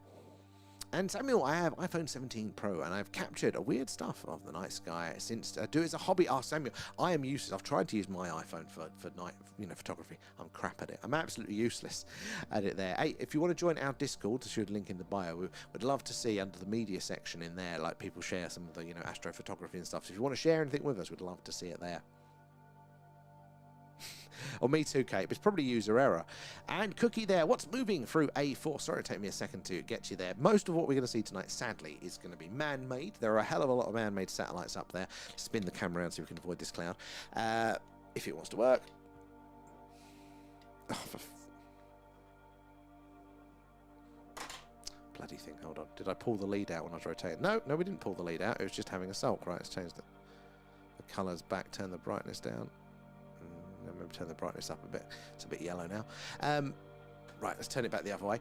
But yes, I can't remember what's there now.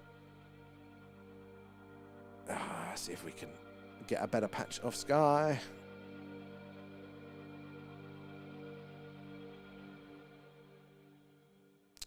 Oh no, that's very cloudy over there. Let's go back the other way, guys. It is moving fast, so I'm sure it shouldn't be too long for us there. I'm the same with it, Kate, there. And what's that? Peter, a laugh there. So, what's the laugh? You're not a fan of the aliens? It's fine to be skeptical. You can just enjoy the night sky. There goes a little bit of clap there. Hopefully it's going to come up.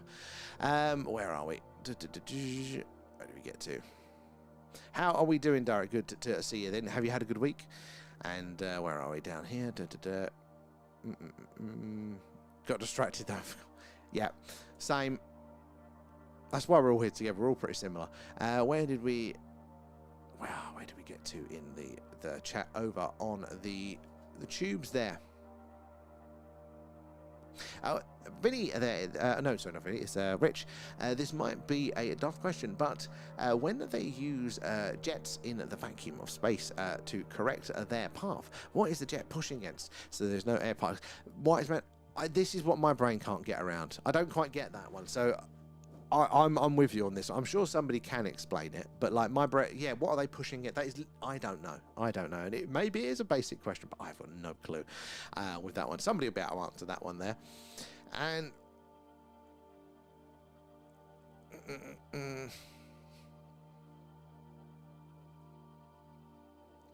where are we? Let me scroll through because that was a bit higher up there. Is that Colin? How are you doing there? And I missed a good question for a wise. Oh yes, I did just say. I don't know why I missed the. Sometimes when I scroll back up, I see more. But thank you for pointing that one out for that one. And it was headed downward through a zone D there. God, it's a while back now. Sorry, a bit slack on these ones tonight there. And John, it then stopped and just hovered. Then moved slowly up and then disappeared upwards. And now I still don't know what I saw. It could have been a military craft. Could be the US. I don't know much. We are often left in this position, aren't we? What we see, especially on the stream when there's not clouds, we see a lot of highly strange things that just can't be satellites because of their movement. Can't be planes, it can't be shooting stars and things like that. But what are they? We know it's anomalous there. I mean, if it's a bit closer down there, maybe it can be closer to the military stuff being more potential. But something's hovering around there. I mean, it's like the sound component to this. Like we are not close to any form of technology as humans that does not make a sound. Even if you're using battery power there rather than a combustion engine, you eliminate that sound. The fact that you are moving the air to move the craft, if that's through it or you're part in the air as part of the propellers there, that creates a sound as well. But yet we don't hear when people have these experiences there. So that's not just like the next generation or 2 steps ahead. It's not like a super advanced helicopter. That is, you're breaking physics there. So it's hard to think, isn't it, that some of these are. I mean, a lot of it, I imagine, will be secret military stuff. There's no coincidence that when there are lots of military activity like there is at the minute, that is when the military gets their new kit out. So things people haven't seen before, opportunity to mistake things. But I don't think it's all going to be that one. And living like there, summary of the 2026 Mount Everest season there. It was successful with 1,800 summits. and a low death rate, only 5, and a strange kind of success there. Another perspective. I don't get the Everest thing. Like, the fact that, you know, that literally 1,000 odd people can do it now. I'm like, look, it's kind of like running the London Marathon. Like, you know, a hell of a lot. Like, I couldn't do it. I can barely come up the stairs. So I kind of impressive, but it's not. Everest was always, well, it's Everest. It's the tallest peak or whatever, you know. But now it just takes something away from it, having everybody doing it. It's not quite the same thing. And Indigo there, I think I have spotted something similar at that time. Oh, in Gosport there, and I was amazed watching this triangular strange craft. And it was so low and just above the rooftop. Now, my God, that is low. There's no mistake in there. The clouds have cursed us. We've offended a witch. I should have bought the Lucky Heather. Oh, there's a gap in the clouds. I've got to will the clouds to sod off. They are meant to not be with us tonight, so I'm sure if we are patient, they will. They are moving fast. The next gap should come along nicely. And I'm still waiting for the normal CCTV spider to go across the screen now. Been waiting for bloody months there. Not one of the spiders that we've got here. It's not. Oh, we've got some horrible spiders here. They're not allowed to touch my stuff there. And Drew, how you doing there? Snoop Dogg has landed in Wiltshire. That's it. With Whistle Stop Tour. It's Snoop Dogg, and it's Alan out the back with his vape. Where are we over on the TikTok there? What sensor is it using again? Oh, it's Sony A7S, I think. Can't remember what sensor it's got on it. If it works, about as far as I know. Right, where are we down here? It's Alan with the vape. I had to send him at the front there. Peter, love it there. I love having it in there. Peter, where are you joining us from? And have you ever had an experience? And Tok lopped a whole song out of you humming just then, did it? Looped a whole... Well, there we go. You treated to a little bit of a rendition there, Samuel. I have a meeting with some oldies from the town Sunday, and I'm 24, and I bought an 1800s house there. I'm quite interested in its history, as I see a space and time as relative. Well, they very much are, and I love that, getting in touch and seeing, you know, the history of a place. I totally would love to do something like that. We're in a bit of an older place here, but the one reason I haven't looked into the history of the house is because some of our lovely community have kindly told me that it's haunted, and they've given me names, and I know that if I go through the history and I go see those names as previous tenants, I'm going to be scared of my own house. You know what I'm looking at. No ghosts in the house. Oh, we're getting some clear bits now, guys. There we go. It's clearing up a bit. But I love that as well. You have to let us know how you get on. And M to the C, how are you doing there? And Tick Tick, if you are wondering how a rocket flies in space there, look up Newton's third law of motion. I'm probably not able to process it. But and West Midlands. Oh, love a little bit of West Midlands there. Good to have you in. And it's not haunted. It's not haunted, but it's... Yeah. I mean, it's not that I could write a book. It's not that bad. So, you know, it's the worst of two evils. My girl thinks it's haunted there, and I do not mind myself. You're brave. I can't do it. I've not got the stones for it. I go full Scooby-Doo. Ectoplasmic buddies. That's a way of wording it. I mean, look, there is a world where, you know, you could be very nice, and we could kind of get on and all that.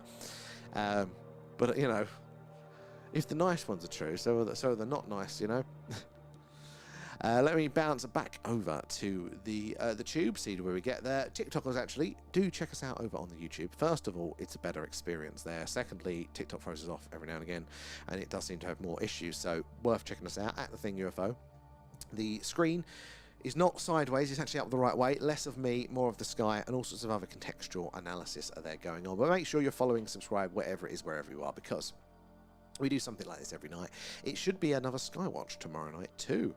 It's meant to be a lot clearer than it is here tonight. Oh, we've got some movement at the top there. Just to faintly see it through. In fact, should we zoom in? Anomalous object. Yeah, cloudy confirmed. nights. We do an alien radio signal hunt. We've got our own dish pointed up to the night sky there, looking out for potential alien radio signals. So we're always on the hunt for evidence ourselves, and you can join us for those ones there. Let me... Where did my cursor get back to there? And if space and time is relative there now and 2,000 years ago is basically the same.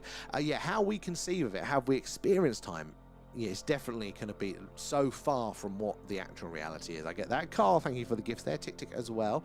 Appreciate those guys. Gift subs, Patreon members, all goes back into the stream there. And sky looks pretty over there when the clouds are half off. When you can see a bit of the sky behind it, I don't mind too much there. I love all things haunted, Adam. It's fascinating. Same here, Adam. Same. I just don't want it at home. That's the thing. Like, if the house across the road was haunted and they could, they'd let me in, brilliant. But I am actually trying to find a haunted local place that we can like double up from streams, but no luck yet.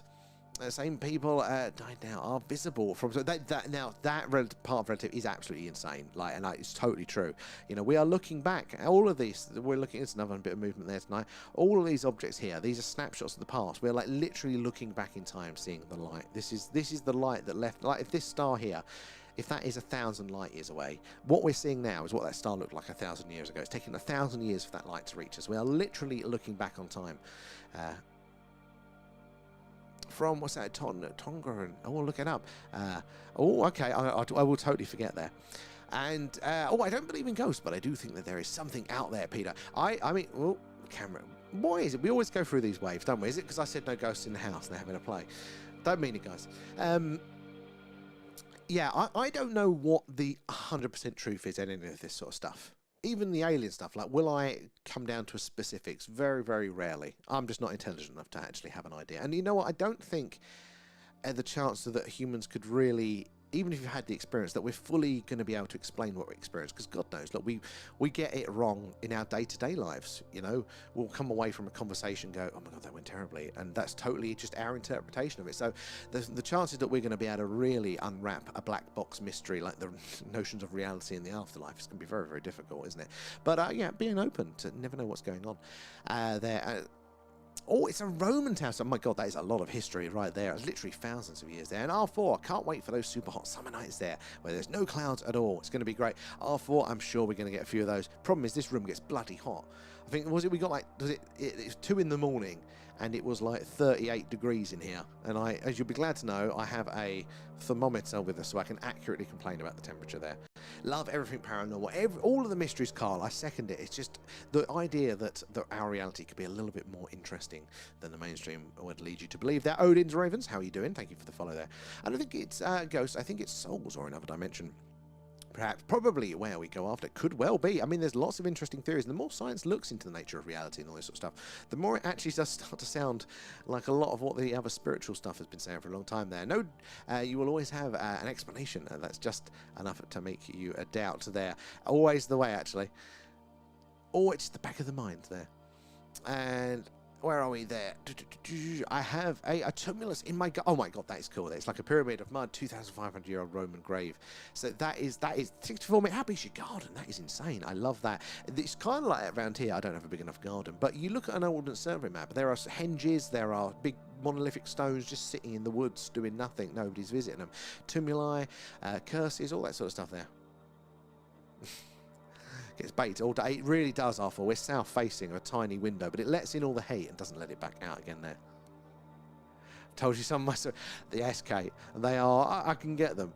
I could feel that one. Right, I'm going to bounce back over to the tubes now. I said I was going to do it before, then I got caught up. Where did we get to with you guys patiently waiting? So I'm across 2 chats tonight, so it takes me a second to bounce between all of the chats. But I do want to hear from you all, so do say hello. Let us know where you're watching from there. But we are doing our live UFO UAP Skywatch tonight. They're coming to you live from Wiltshire, right in the heart of Crop Circle country here in the UK, and just down the road from Stonehenge there. Where did we get to?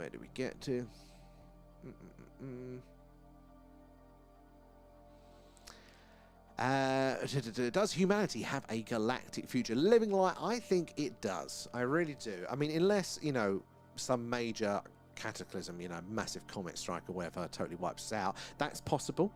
But if that doesn't happen before we can get off planet, then I think there's no stopping us. You know, I just think it's inevitable at that point. And that doesn't mean there wouldn't be a lot of resets, maybe. You know, maybe we'll blow ourselves to high hell, but maybe we'll rebuild again there. But I think, you know, just, it's like mold. You know, if you don't clean it up, it's going to spread. I haven't seen Disclosure Date yet, Drew. No, I'm going to see it tomorrow. Have you seen it yet? And Brian, I grew up on the Aldershot barracks. Our house was haunted as fuck, and all the stuff used to come off of the kitchen cupboards every time our mum filled them up. Oh, Brian, one thing I did want to do last year, I wanted to do like an old school Art Bell style radio phone-in show where we'll just have everybody kind of come on and share their stories, and I still want to do that at some point. So Brian, hang around. I want to make sure that we hear those, because there's a lot of overlap, and people, I think, are generally open-minded and curious, are also open to the aliens as well as the alien stuff. It's not 100%. There are some people like, no, aliens only, but you know, there is a wide overlap, I think, and especially in, you know, when the winter comes in, I can only do so many alien signal hunts there. I do need to figure out something spooky to do. I just don't want to do ghost in the house. Something going north, good to spot in there, Alan. I'm too far behind there. And John there, there is, and they have a grey captured somewhere, a female one. And she is in like a super bright room, and the government knows the truth there. I'm open to a lot of these things. UFOs are using cloud as cloaking. They could well be. I mean, we've seen them apparently use cloaking activity and behavior before during the Jersey drone strike there. So you might too. I mean, I only know what is publicly available. Sadly, I don't have any insiders telling me anything there. But that's why we're doing this. We're all doing it together, looking for more evidence together. Within seconds, there, Brian. Oh, I'd love to just get my hands on a place that is haunted like that. You know, that is consistently haunted, and just test. I feel like I could figure it out, but then I think everybody does. I just saw another before it in the grid towards sea and going north there. Keep up the good spotting. Sadly, the interactive grid isn't active tonight there, so I am missing them a bit behind. But I am keeping my eye on for the ones that display that anomalous movement there. So keep up the good spotting there. As you experience time there as well, and multi-universe. I'm actually a fan. I think our multiverse theories are probably not fully correct, but I think there might be something like that. I think it's more going sideways in time. There you go, look, got some movement right here. Now, for us to tell this apart from one of the many, many man-made objects up there, we need to see it stop dead, shoot off its speed, change its course or trajectory. That will tell us for sure that it is something a little bit stranger than the man-made objects. Where did we get to? There's one that did. No, I'm not following that one. Sorry, I've forgotten. And those two are sitting together. Then it splits. Oh, okay. Now that is interesting. So if they're going to converge and and then split again like that, that can be straight. Can be sound like it's a straight line. But if they're moving together and you say they split out, very, very anomalous there. The truth needs to be known, and the systems is blinding us all. Honestly, you know, that is the nature of systems, isn't it there? We definitely make some fundamental mistakes with how we treat things in the world. But I do not subscribe to it being a shadowy cabal around a table plotting and planning all these things. I think they exist, but I don't think they're as effective as they like to think they would be. The problem is, it's those other societal structures, and it's within ourselves as well. We let ourselves be fooled, sadly. And I'm speaking very generally here, by the society as a whole. Like, we do not have a good grip on, we don't have a good relationship with science. We've thrown out religion to replace it with science, but we now treat all of science in a religious way, and that's not its job. That is a tool that is not for everything there. And I think until we can have a better relationship with that, we are not going to then be open or even see what those truths are, you know. And I took my daughter to the View Cinema today, Liam, to watch Disclosure Day. And she fell asleep, and I asked her for her money back there. What a load of rubbish. Really? I'd only heard like really good things from it, but like I said before, I'm quite hard to please there, so maybe I'll be of that camp there. And we are just ants there, ruled by assholes there. I think we've got more of a part to play in it as, ourselves, I think, there. And maybe the ultimate truth contains all truths. Well, but see, truth is an interesting one. There are very, very few binary truths. There are degrees of truth, aren't there, as well? Because you can always, it depends on your perspective, you know. Like, I can say that this mug is black, and that is a truth. But it only that's I've neglected the fact that there's a logo on it. I defect the fact that there's a handle, so we can with a mission. So yeah, it is true, and that is a factual statement that this is a black mug there, but it's also a black and a green mug, and that is where science goes wrong. Science is brilliant. It is able to to measure and identify specific interactions if they repeat and can confirm that. But there is such a wide room for how then they extrapolate that and understand that from that point. So they go, no, it's science, we figured it all out. But most of what they say, beyond that initial measurement, is an extrapolation, is an estimation, is a guess. They're putting in a structure there as well, which is not going to be as confident as a scientific observation there. And so I think that is part of the problem, is that we expect everything to be a scientific truth when the world doesn't work like that. Like that is a tool for parts of the life, parts of the world, and sometimes you need that specific nature of these things, but a lot of the time it's functional, it's belief. We can't know all the details, we don't have the time to know this, we have to rely and believe in certain things. But this is the real issue, is that we need to know that that's what we're doing. Because at the minute it feels very much like that we act with belief, but then we treat that the same as knowing, and that is very, very different. We need to know that our beliefs are not precise and can be flawed, and that is it. That is the thing that I think we need to crack to as individuals there, and got the files there, and on a stallion there. I like that, Liam. And where are we? Yes, I know the truth, and I am the chosen one healer. They're here to bring the truth. I've had a few chosen ones in, not for a while though, so very much a welcome in. Where are we? God, I always jumped ahead. There's a few messages behind here, guys. Sorry there. Drew, seeing a star 1,000 light years away means we are seeing a light from 1,000 years ago. Or those seeing our planet are seeing us from 1,000 years ago. It is, if, how long ago, was it 100 million years for the dinosaurs? If there was a star 100 million light years away, and they used their telescope, and it was good enough to actually see the surface of the Earth, they would, in real time, be seeing the dinosaurs. That's how it works. Literally looking back in time, it's mind blown. And John there, some scientists believe the whole universe is all inside a black hole. And I'm thinking, what the hell are they smoking? But I love all these ideas. And again, it's the ideas. I just like to bask in the ideas. And yeah, totally. And look, the maths that describes, the singularity, the very center of a black hole, to its outer perimeter, the event horizon. That's the same maths as from the event horizon, the outer edge, to the rest of the universe. It fits mathematically. And they think, what's the reverse of a big bang? It's the contraction into a singularly dense point. So there is an argument to be made. It could well be the case. And it's the answer to the world's truth. Explore more of what he was up to. And then in the file stuff there, the dude was on trilateral commission. Yeah, I think that's just one of those things, isn't it? That it shows you, it's a glimpse at how dark the world can actually be. The sad truth of it is I don't think it was special. I just think we're living in the day and age where these things can surface now, but it's probably happened for all of time. I mean, not the international travel part of it. We've not had planes for that long, but similar sort of disgusting, despicable things through all of time. We're just able to see things there. And the universe is paranormal. Well, I think so. This is the thing, we can talk about ghosts or UFOs or aliens, but whatever those things are, there will be rules there that if we could study, we would then at some point understand some of it. It's not that they always have to be in the realms of magic. It's just science hasn't got around to it yet. And if science could go, look, we don't know that if that stuff's real because we haven't looked yet. So you have your fun, and if we get around to it, then we can talk. That I'd be fine with. But science doesn't do that. Science goes, it's not real. And they go, have you looked? No. Well, then how do you know? That's not a scientific statement, but that is what we get from scientists there. And out there, El Nino has started, so it's either it gets Scorchio or we are going to need to build an ark. Well, I'm sure we'll be right. Apparently, I heard somewhere that it doesn't really affect Northern Europe, directly anyway with it there, but maybe that's just wishful thinking. We'll see what the summer's like. But then again, last year was bloody hot.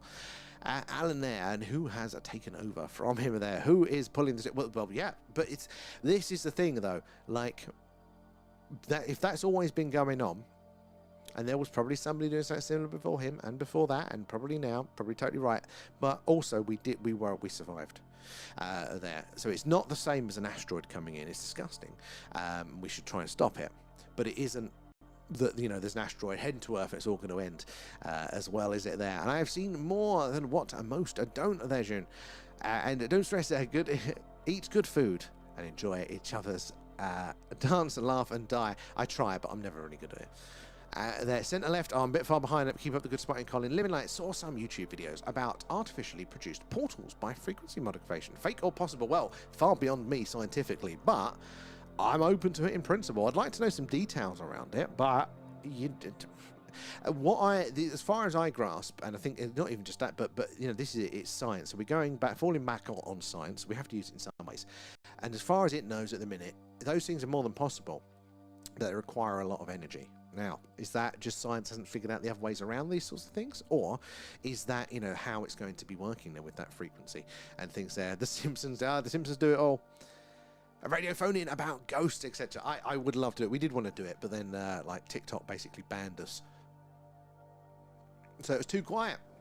Death is just the next part of our journey. I think very, very much looking like the case. Even a lot of mainstream science is now thinking that. Again, the language they're using sounds very, very similar to the spiritual stuff. And again, coming from scientists studying the potential nature of reality. And we could be a universe within a universe within a universe, etc. And some of those universes could have completely different physics. Well, exactly. It could be nested structures, couldn't it? It could be how universes are formed within it. We like to think of like linear things, but maybe it is more like birth. And in that sort of trend, you know, a universe within a universe within a universe, all the way down. The day I've had some visitors to beam you up there. We was talking about this earlier. We're doing an experiment. See who gets beamed up first. Their beard. And death can mean different things. It could do. And like the Russian, exactly. And a bird within a bird within a bird. Well, yeah. The bird is the word. We're going to break into song there. A dream within a dream. And I used to get high and put two mirrors together and look like half of everlasting dimensions. I mean, I've done that before. That's fucking. But it's things like that. They are those little windows, aren't they, to the reality being straight. Holograms. Look into traditional holograms. Anomalous object. That blows your Confirmed. mind. The way that you can record a 3D environment of essentially with an image, like it's crazy. Like if you, like, I'm talking about proper old school holograms. Like if you cut the hologram in half, it doesn't destroy half of the image. It's just mental. It's so not doing it justice, guys, but that's one of those mind-bending ones there. Sorry, guys, trying to keep up with the chat, but it's scrolling ahead of me. Where did we get to?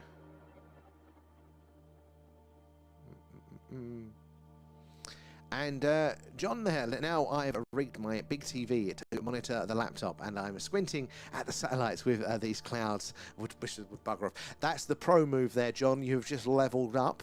I've seen some of you guys, you use the YouTube to project it on the wall, you know, the TV or a projector there, and then, you know, you've got your iPad or your phone to do the chat and stuff. Pro move. If you want the DMT, I've heard some very interesting. I don't think I'm mentally stable enough for it, though. And Alan within an Alan within. Oh my God, that is living like that'd be hell. Hey, watch a Signal One. I'm too poor, but I do want to. It does look very, very good there. The inputs are there as well. Evening Golden, how are you doing there? The rest is coming there, Colin. And chosen one, I don't believe, or don't choose, yes, it's yours. And everything they said, what was fiction, is real. But look, this is the thing, fiction isn't necessarily just a story, is it? Fiction is a way to encode information over time. It doesn't have to be literally real. We teach people through story all the time, you know, the good and the bad narrative there. There's still a truth within it. And that is why, you know, we talk about these objective truths. It's a lot harder than that. It's a lot blurrier than it can still be an overall truth. It gets very nuanced, doesn't it, as well? And Rich there, no, Wayne, sorry. Evening all, how are you doing it? You got me watching Capricorn 1 in the early hours last night. Been over 20 years since I watched it. I am glad we're having a positive influence there, but you've regretted that, though, getting up today. And did you all see the lady who has seen the future and perceived a football team at the World Cup will be abducted by a UFO doing a live game? True, I saw like a one headline on it there. I mean, what a claim. Like, if that turns out, I mean, that's pretty unambiguous, isn't it? They wouldn't be able to hide that from us. There. Babushka, is that the one? And surely we can track these objects if they are coming from our ocean. So, Colin, good question. But yes and no. We don't actually have a good coverage. Like, we don't have good coverage through radar of planes everywhere. It's not as if we know where every plane is all the time. Also, within our atmosphere as well, things that enter our atmosphere and leave, we have very, very bad coverage of those sorts of things. You know, we like to think that we would know, but we just aren't actually that good at it there. So things that are going in and out of oceans, we have to make sure we have assets covering those areas, but we just do not have very good coverage. And go away, clouds. Hopefully, we've got a few gaps, so hopefully it will sort itself out pretty soon there as well.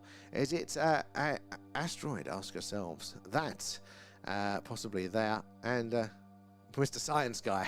Hello, Mr. Science Guy. And the woman from Weird Science. Get me out of here and beam me up. There's going to be a queue. Maybe we'll do like a waiting list for the abductions there. Goes back to the Sumerian times. Well, again, I'm very interested in those sorts of things. I've heard a little bit, and you know, but even it's not just the Sumerians there. Even was it the Book of Enoch? There are lots of religious texts. Again, maybe using a little bit of different wording, but it still seems to be very much a similar story, a similar tale there. I'm watching from the back garden there, the Illusion in South Wales. They're smoking Bob Marley's.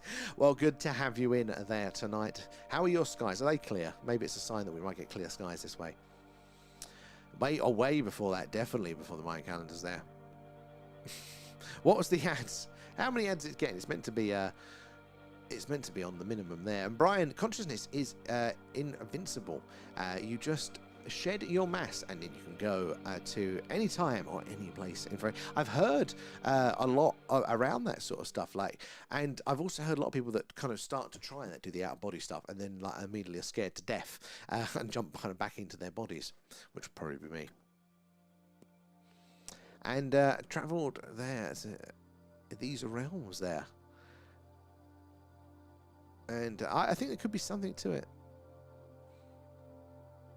And quit saying fiction. No, June, you're not listening. You're not listening there. Fiction, you know, as in a story, a narrative, it's very important. It's very important to what we do. You can't write it off cynically. It doesn't mean lie.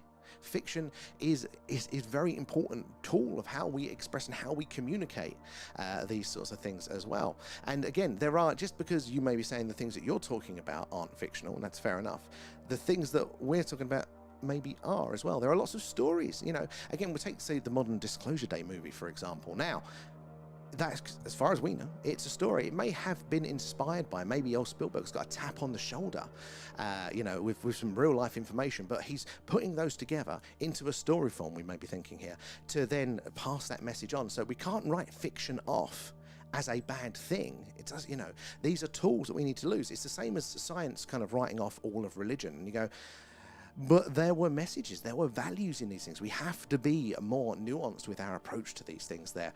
And, oh my God, I keep jumping ahead there. As long as it's Trump there. And I'm just curious, while you read this out there, if you will accept and say, my name is Paul Muskin, or say it back, and my brother's name is Bentover. Of course I will, Liam. Of course I will. I'll read anything if you put it up there. Test it. I do actually read most of the things that come up there. Pull my skin back. Oh, classic ones. What is it? The whole team. I mean, refs and all there. Is it the winning team or the losing team? And the illusion. It's cloudy over the bridge. Oh, damn it. Well, we can still see some gaps tonight, can't we, there? And that would be greedy of them. And maybe it ain't clouds. It's a neighbour's shed on fire. Actually, there was one time when they were having a massive bonfire, and we thought, but it's Alan vaping, basically. And leave the officials. It's too busy talking to check the neighbour's shed. I would be. We're doing a stream, lads. You know, priorities. The neighbours can deal with it. There. The aliens to give me a new body there. Some people do. There's a queue. I mean, if they've got that tech, though. If they've got that tech. Who says we can't have fun here? Right, I'm going to bounce back over to the TikTok. Let's see where we got to, because I saw your messages coming through, but I was trying to get to the bottom of the tubes there. So, guys, if you are just joining us, we are doing a live UFO UAP Skywatch, and we are coming to you live from Wiltshire, right in the heart of crop circle country here in the UK, just down the road from Stonehenge. A few clouds tonight, but it doesn't actually get really in the way of a UFO Skywatch. In fact, if we do see an object that interacts with the clouds, as we have seen before, maybe parts of Leeds Street through there, that can tell us a lot more. It can definitely tell us its altitude, and if it is anomalous, it's not there. So do say hello, let us know where you're all watching from, and let us know where you're watching from. And Brent's gone dead. Let us know where you're watching from. What's the other line there? Oh yeah, say hello. Anyway, where do we get to in the TikTok chat there?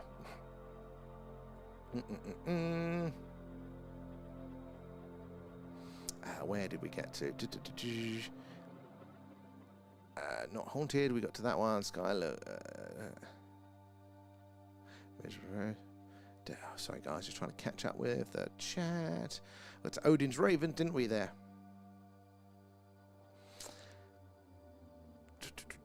Going down here. Good evening, Ben. How are you doing? Just getting to your messages now there. And is that Clerical? How are you doing there? Unrelated, but do you think we are winning the World Cup? I didn't even know it was the World Cup until I saw some special edition cookies in Morrison's today.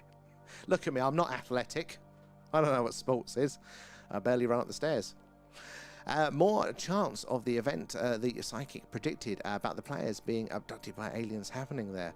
Ooh, well, could well be. I mean, at least it would answer it for us, wouldn't it there? I mean, it's a shame about the cloud. It is there, but tomorrow night, guys, tomorrow night is due if the weather's holding. In fact, let me look at the weather. Look at the weather. What is tomorrow? Is it still looking clear? Yeah, so tomorrow is looking clear all night long. You never trust the weather. Yeah, so if it all holds, it's going to be a fantastically clear one there as well. So do make sure you're following and subscribed so you get the notification when we go live for that.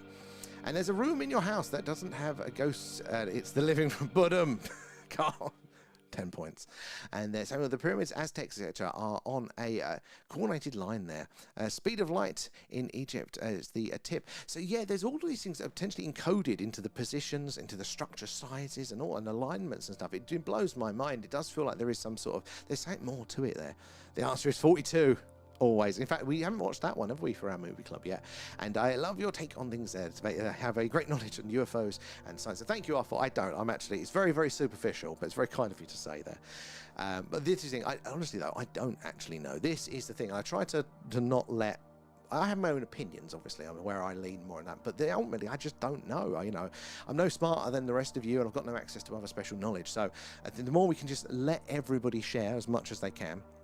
And then the more, we can chew it over, because you never know what they're going to say. It might be that missing puzzle piece that you haven't got yet. There's been a few times where I've been really, really confident on things, and somebody have come in, and I've gone, and they've blown me over. They've changed it there.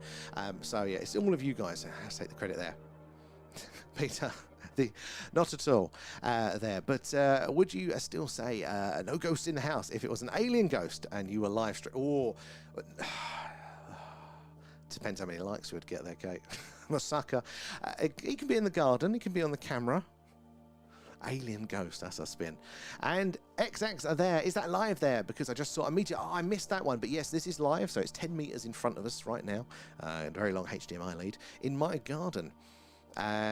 And Stephen, do you ever get good visuals of the Great Bear and Orion's Belt? So we do, but it's all kind of seasonal. We've got like a part of our sky that is the best bit for us. Yeah? So the bit that isn't over the town with the light pollution, basically, is the best bit. And we've all got a few big trees as well. So we kind of basically south, but southeast to southwest is the window.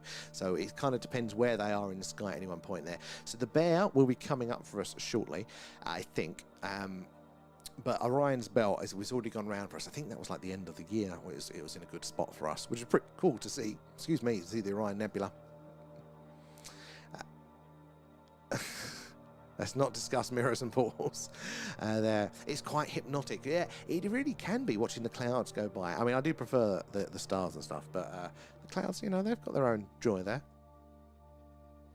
Although it is mostly Alan with his unicorn vape there, isn't it, Ben, there? You should do stickers for the merch. We used to do stickers, Ben. We did them previously. I'm looking into doing some more for it. I've been to Glastonbury, not in a long time. It's not far down the road from us now, actually. We're not quite equidistant. So no, that's a lie at all. We're much more than, we're definitely not equidistant between Glastonbury and Stonehenge. No, we're closer to Stonehenge. But yeah, it's only down the road. So it is we do want to do Glastonbury Tour as one of our locations for the UFO Skywatch for this. So this week, if the weather holds, Wednesday or Thursday, we should be taking this to one of the local Iron Age hill forts here, where there's been a history of sightings over the years. Very, very active. There, but then also we're saving up at the minute, hence why I keep going merch. Look at the cool t-shirts, because we want to go to Rendlesham Forest and do a live Skywatch from there. But yeah, Glastonbury's on that list too. Stonehenge's as well there, and a lot of things that were science fiction are now science fact, where tech has went to. Exactly, and this is the thing as well. Like science fiction, it's that early way to explore it. Art is the same here as well. Like and philosophy, you know, you can only use a scalpel when you know what it is you need to cut. So we have to have tools as humans to explore things in a very rough and rudimentary way. And art is a great way of doing that, so philosophy as well. And it's only once you've kind of, you know, you've zeroed in a bit, you know, it's like filtering things down. You know, you take it down and down and down to more precise. If you used a very fine mesh filter to filter out, you know, your water, that would get clogged straight away. So you've got to filter out the big stuff first, a very wide net, and then work your way down. And, you know, that is the same with those tools that we have. And I do think art, science, even religion, you know, they're all different size cutting tools, essentially. You know, you don't want a scalpel, the scalpel of science, if you're trying to cut your way through the jungle. You want a machete, you want something big, broader, don't you? But likewise, you don't want a machete for open heart surgery. And we just have to kind of make sure we're using the right tools at the right time. And Zach, so why are the clouds jaundiced there? So that is the nature of the lens that we've got on it. So firstly, it lets in a lot of light, but also they haven't been eating their vegetables. It lets in a lot of light, about 2.5 times the human eye can see, which helps us when there's not clouds to see the stars, to see all those objects that are too faint for us to detect normally. But it does give things a slightly weird colour effect. So it doesn't change the colour, it just really amplifies it. There we go, a little bit of movement behind that cloud there. So it does give us that one. And X says, this is so cool there. I've seen so many meteors there. Honestly, the skies are alive. So the moving dots that we're seeing that are just staying on the screen for a while, those ones they're man-made satellites mostly. But they're also the ones that we need to watch, because at any point, one of them could stop dead, change its course, speed, or trajectory, and yeah, it could change course, speed, or trajectory, and could prove that it is not. Man-made satellites can't do those sorts of things, and every now and again we do see something very strange act like that one, but we do get the odd shooting star as well. But they are absolutely awesome, the meteors coming in. You see them almost like appear as one line like that, and the colours are amazing there. And Glastonbury has got a strange atmosphere. It's all the hippie shops. No, it does. It is one of those places. And so we moved here just over a year ago from Essex, you know, very urbanised metropolitan area, loads of light pollution, no touch with the light sky, very different area for many reasons. But there is a weirdness to the landscape in a nice way. There's an energy. There is something going on. There is so much history. I mean, you walk down the street and you see, you know, like a Stonehenge-style stone sitting on its side, being incorporated into somebody's garden wall. It's ridiculous, all the history that's here. Something has been going on. I said, this little town that we are in, it's Warminster in Wiltshire. It had its own UFO flap in the old 60s and 70s, and it was one of the best that has ever happened that I've ever seen in anywhere. 10 years of consistent day after day sightings across such a wide range of phenomena there, and they think it might be that we are surrounded, this little town, by 3 Iron Age hill forts, and maybe that's something to do with like attracting it in or something. That's where we go, take it on the road. But yeah, Glastonbury is part of this weird ancient landscape there. And Zach's from Swindon, not too far up the road from us there. As well, Tony as well, artist, welcome aboard, thank you for the follow there. And could you go from Earth straight up? Would a space ever end? So, well, we don't know. We just don't know. Now, the universe is expanding, to our understanding, at the minute, again, the current best understanding of science, faster than the speed of light, because it's just growing. But we can only ever travel, even with technology, ever so slightly below the speed of light. If we had infinite energy, we could do that. But the maximum speed limit we could ever theoretically travel is the speed of light. So we would never ever reach the end of it anyway. There. So even if there is an end, we won't know about it. But there is something called the observable universe, and this is basically a bubble around us where, because of the rate of the expansion of the universe is moving further away than the speed of light, we'll never see those stars beyond that. So the universe might end there. It might be twice the size. It might be infinitely bigger. We just never know. But what is very interesting is there appears to be something pulling those galaxies, the furthest away galaxies that we can see, pulling them out of the observable universe there. And we're like, hey, wait a minute, what the hell has got the gravitational strength to pull them out of the observable universe there? Could be big and scary. And where are we there? If Carl there, if you're new here, consider joining the Discord. 100% Carl, thank you for the reminder. We've got a really cool little online community over on the Discord, link in bio for that. My favourite part is the personal experiences section, where you guys are sharing your first-hand accounts with the phenomena, with images and videos too, so you guys are welcome to share there. But we've got interesting things where all the podcasts that we talk about, all of the videos that we see, they get shared in there. We do a monthly movie club, so it's alien themed. We vote on it. This month it's going to be Alien Autopsy. We're going to be watching last Friday of the month. We sit down to watch it on wherever it is, Netflix or whatever, and we chat along in the Discord. It gets pretty unhinged, so you guys are welcome to join us all for that. And Lozzie are there as well, thank you for the follow there. Tony, what if you're a psychopath and you're just love slashing? Would you need a reason to use a scalpel? Or I mean, That's a good question there. I suppose, what is your motive as a... You just love the feeling. Maybe that if it is your tool, I mean, artists have a preference for brushes, don't they, you know? And, you know, and you could... But maybe you would have, you know, the one that feels better there. And then, therefore, there is a purpose to that, you know, and it'll be the feeling of the tendons tearing or something like that, which you'd only achieve with a certain size brush. It's a good angle there, Tony. And there's Samuel. I clicked for my life 674 likes 2 times around accidentally. Samuel, we do appreciate that, because with these algorithms and stuff, it is the likes and the shares and tapping away, all that jazz, that helps us reach more and more like-minded people there like yourselves. And the more eyes and minds we get on the old phenomena, the more we can all piece this puzzle together. You never know who's going to come in and what interesting theory they are going to share there, their knowledge or their personal experiences. Again, that's my favourite part. Have you ever seen a UFO using a telescope? Not using a telescope. So this is just a normal, you know, fancy camera with a good lens. It gives us a wide field of view, so you never know where the action's going to be.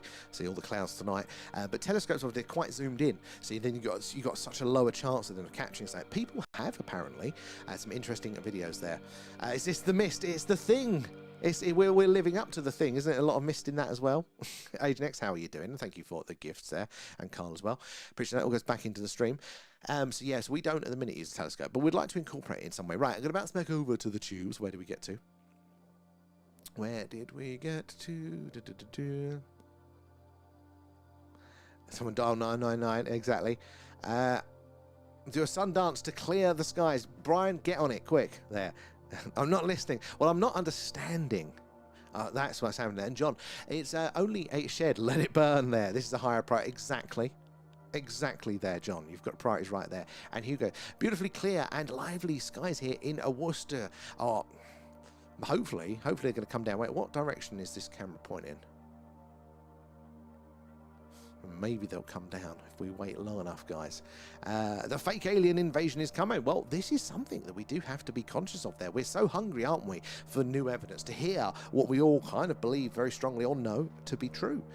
So as soon as somebody kind of gives us a bit of that, and then, you know, maybe, you know, we would be blind to seeing that. I think no matter what is announced, even if it is what we expect to hear, we have to, you know, keep ourselves checked to just in case there. I wouldn't put it past any government to use that as an excuse as soon as they think enough of the population would believe it there. Save the lawnmower. Lawnmower lives. There, Project Bluebeam, exactly, Colin. I think Project Bluebeam specifically was probably something of its time. The nature of these sorts of organisations is that it changes very quickly, so maybe for whatever reason they didn't pursue that. But the idea of a Project Bluebeam-like event where they would fake an alien invasion to justify extra sort of rural one world government and that stuff, 100% they would do it, 100%, given the chance there. And they have a technology to be completely invisible. Well, may well be. You'd imagine, wouldn't you? If they can traverse these distances or interact dimensionally, then, you know, maybe something like that probably would be really easy to them as well. Oh, Dan, good night. As always, good to see you there. Thank you for joining us. We'll remember tomorrow night should be a good one there. And who knows? Maybe it's there. Maybe. And, thank you, okay. And where are we? If we we missed the rest of that one, Drew. Brian, yeah, you don't want to have to deal with an alien poltergeist. Can you imagine? To be probes flung left or right and centre. There.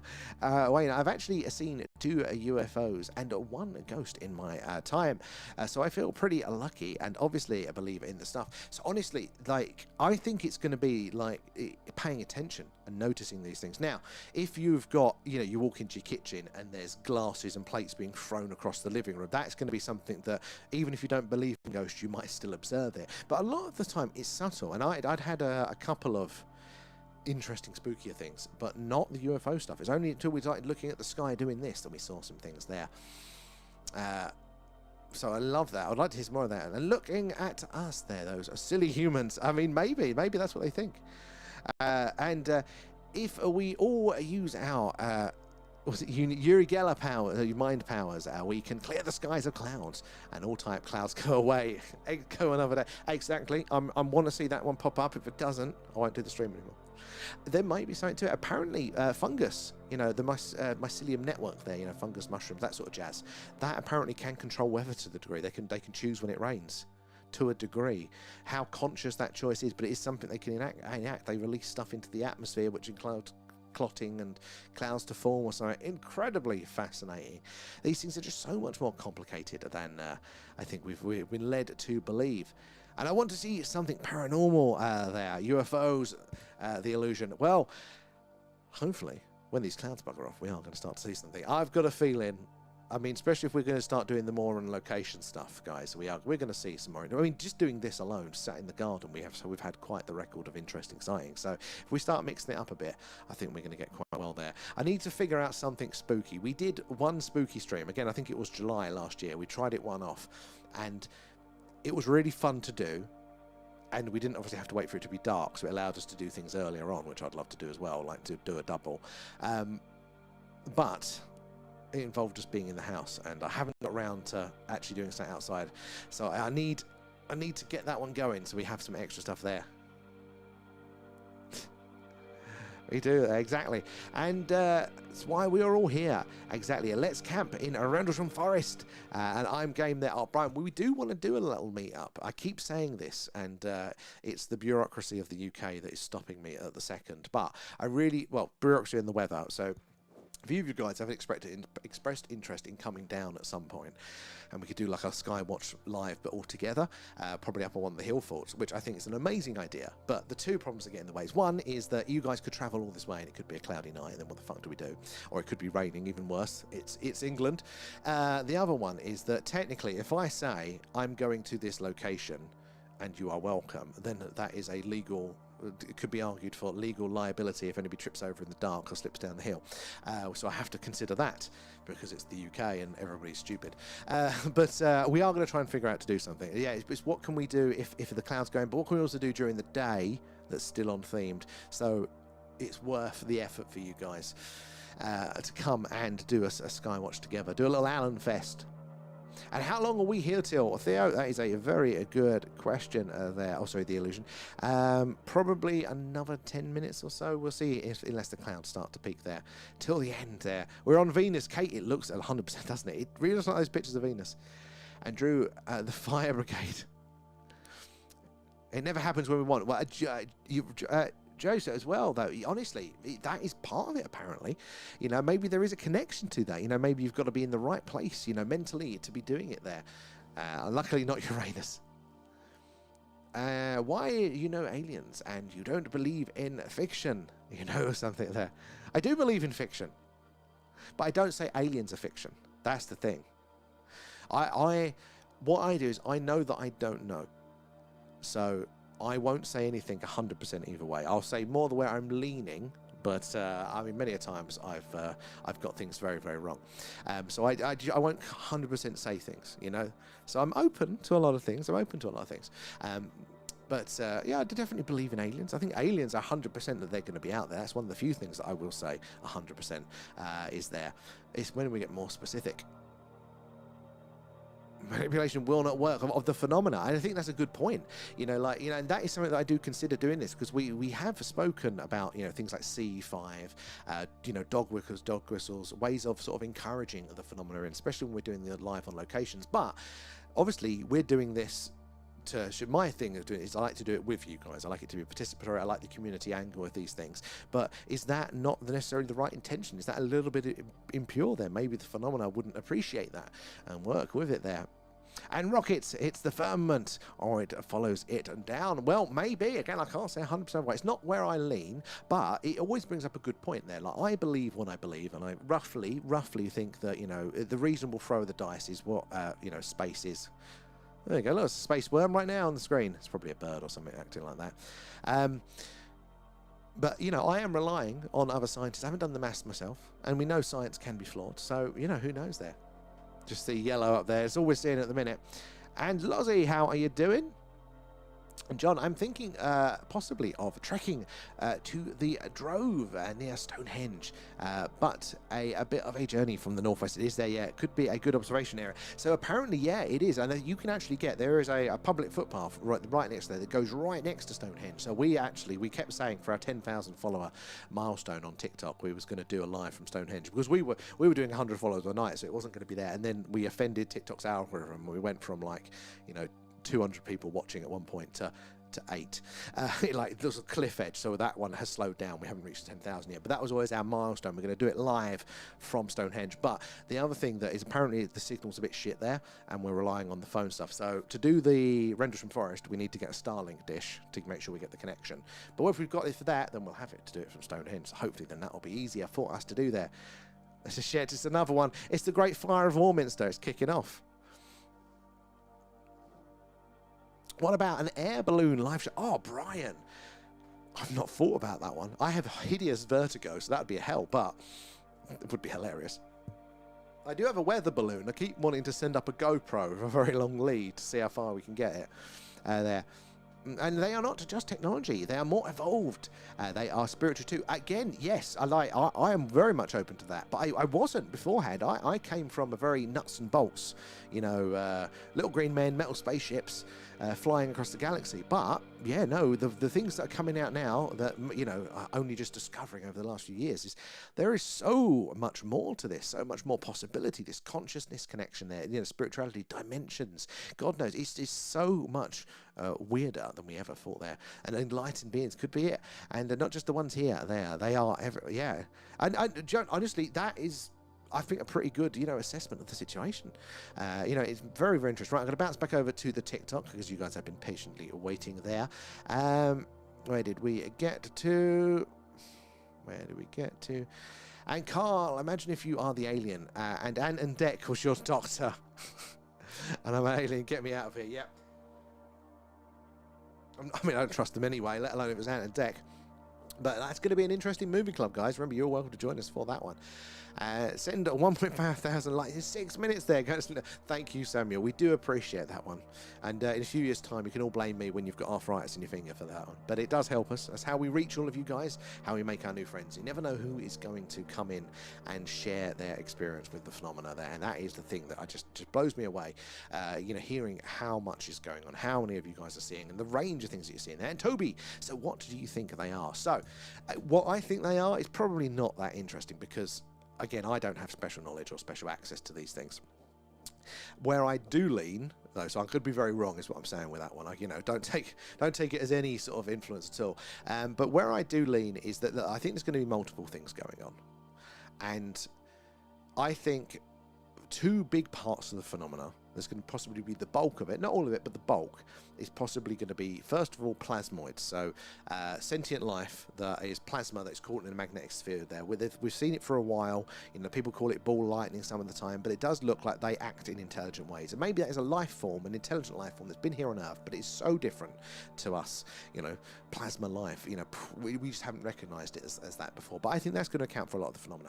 The other one is going to be probably us from the future. Because if you're building a ship that can travel these distances in space, you're also building a time machine. It's just an energy thing.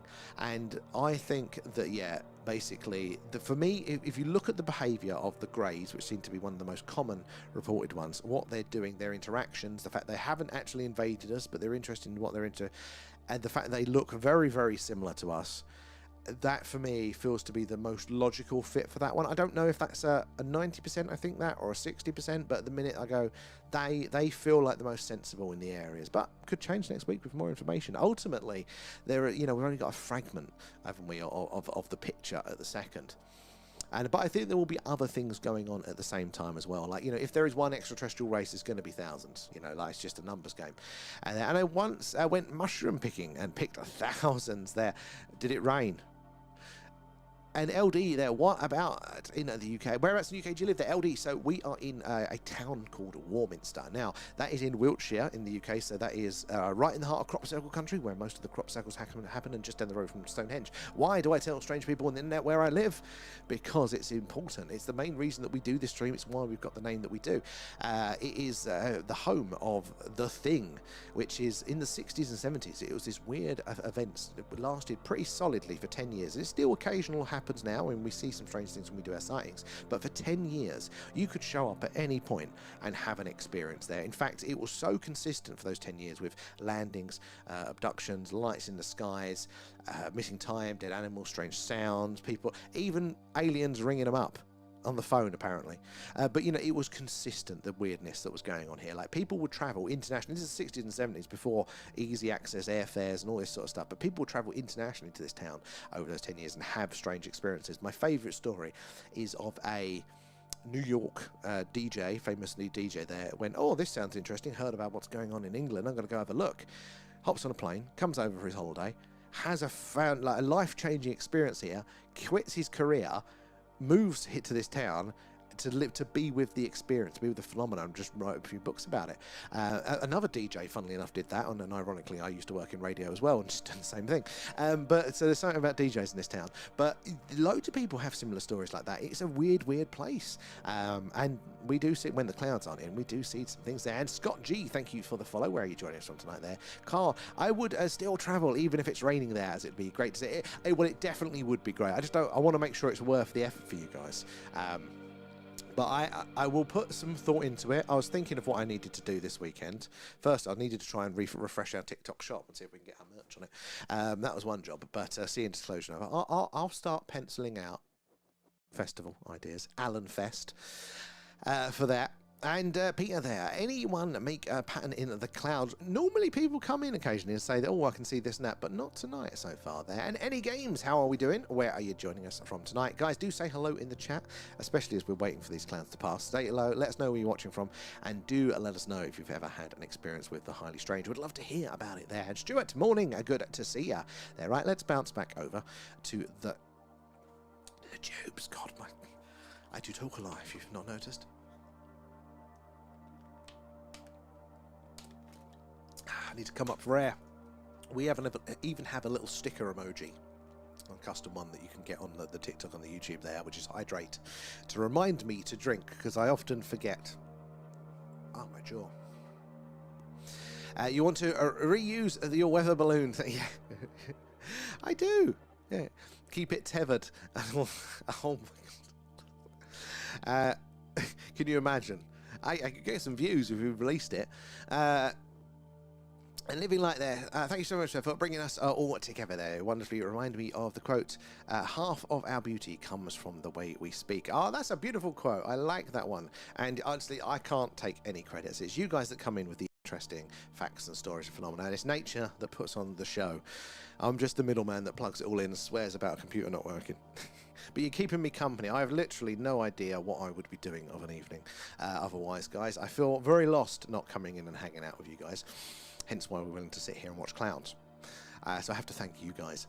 And John, and how do we assess enlightened beings? Surely there will come a time when AI will become an enlightened being and help. Let's hope it doesn't turn into the Matrix. God, I mean, this is the thing, you know, what could that world look like? Now, there are some camps that are on their fault that think that there is something inherently special about us as humans, as biological life, that machines could never replicate. Maybe they could emulate, but maybe they can't replicate. And there are even in the UFO world talking about, you know, humans are strange because they have a soul.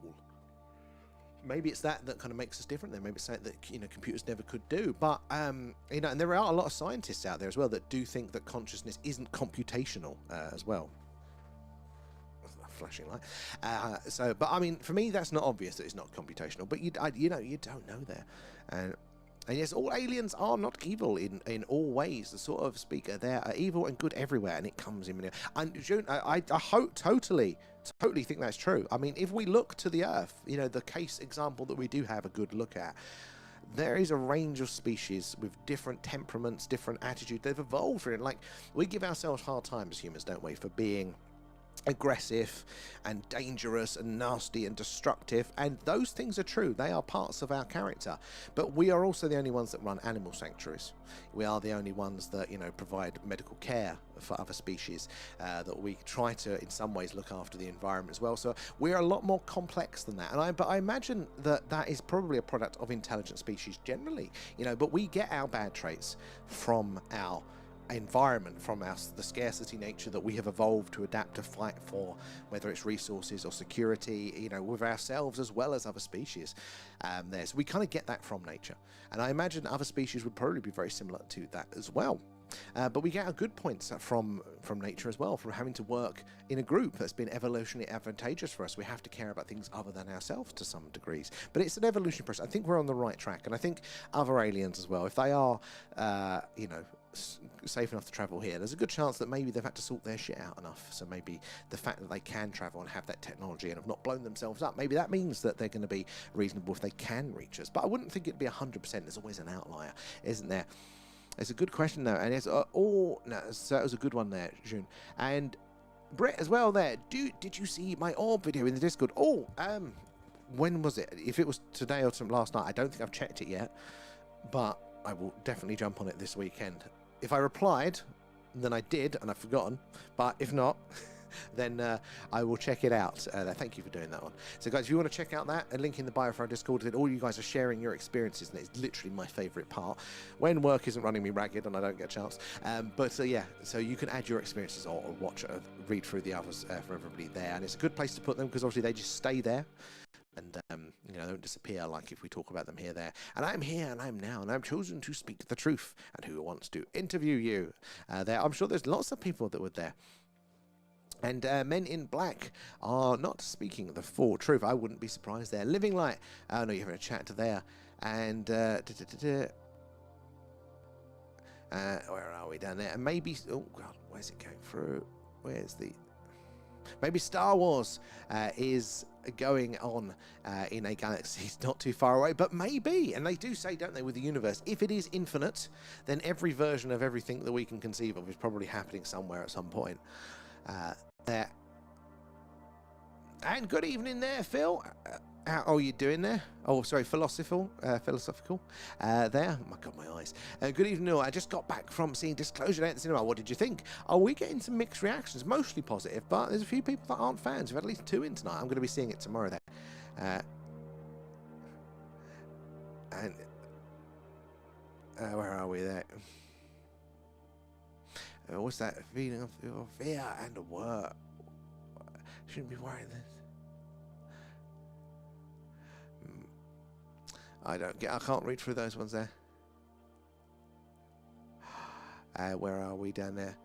Brit. Oh, the first message has come off there. I'll double check tonight. I'll double check when I get off. I need to clear through my messages. So hopefully I will catch those. Actually, let me bring it up now. We've only got clouds on. Let me have a look now, because this is the problem. I end up forgetting, and then work gets in the way. Oh, there. Yes. No, I hadn't seen these ones. Let's have a look there. Tallahassee. Let's have a look. Wow. Ooh.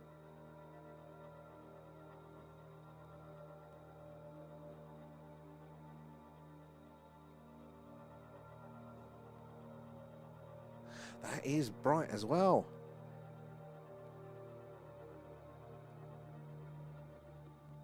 Is that interacting with the cloud in the second one? I can't tell if it's the light or if it looks like it's interacting with the cloud, which would mean that's lower. That it can't be a satellite if it's interacting with the cloud.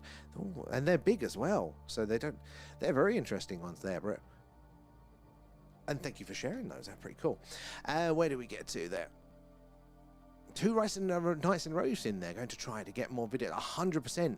That is pretty cool to see. If you want to see those guys, they're in the personal experience section on our Discord. The link in bio for that one. Villain Boy, welcome aboard. Where are you joining us from there? Sean as well. Or is that Sen, sorry? Where are you joining us from? Good to have you in there. And we wouldn't be here if it wasn't for you doing this. I wouldn't be here if it wasn't for you guys. I'm terrible at giving up on things, lads. So literally, if it wasn't for you guys being here every night, I wouldn't be here either. I would have given up about like 3 days in and gone off to something else. But a little bit of our accountability works wonders. But thank you, guys. Where are we? Down here, there. The wall of clouds in a few seconds. Dragon flies through the clouds towards us. Just parts the clouds. That would be nice. Right, I'm going to spin it around just to see if we're not missing out on a patch. Because sometimes I've sat here and then we turn it around and go, oh, it's fucking clear over there. We've missed out. But I don't know if this is just our bad luck tonight.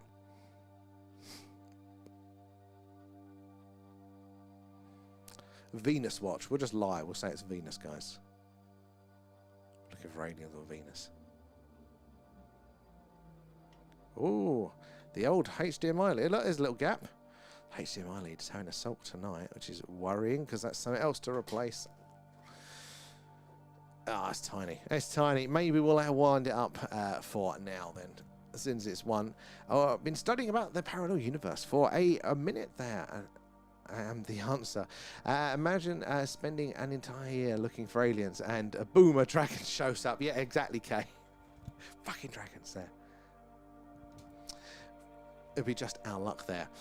So guys, I'm going to wind up for tonight there, but thank you for joining us. I think we've lost our battle with the clouds, so at least we got something in. Tomorrow is looking fantastically clear though.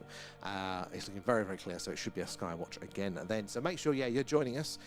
And I look forward to hanging out with you then. Should be about 11 PM UK time. Maybe we'll go on a bit longer if it's nice and clear into the night there. You are the dragon. There, enter the dragon.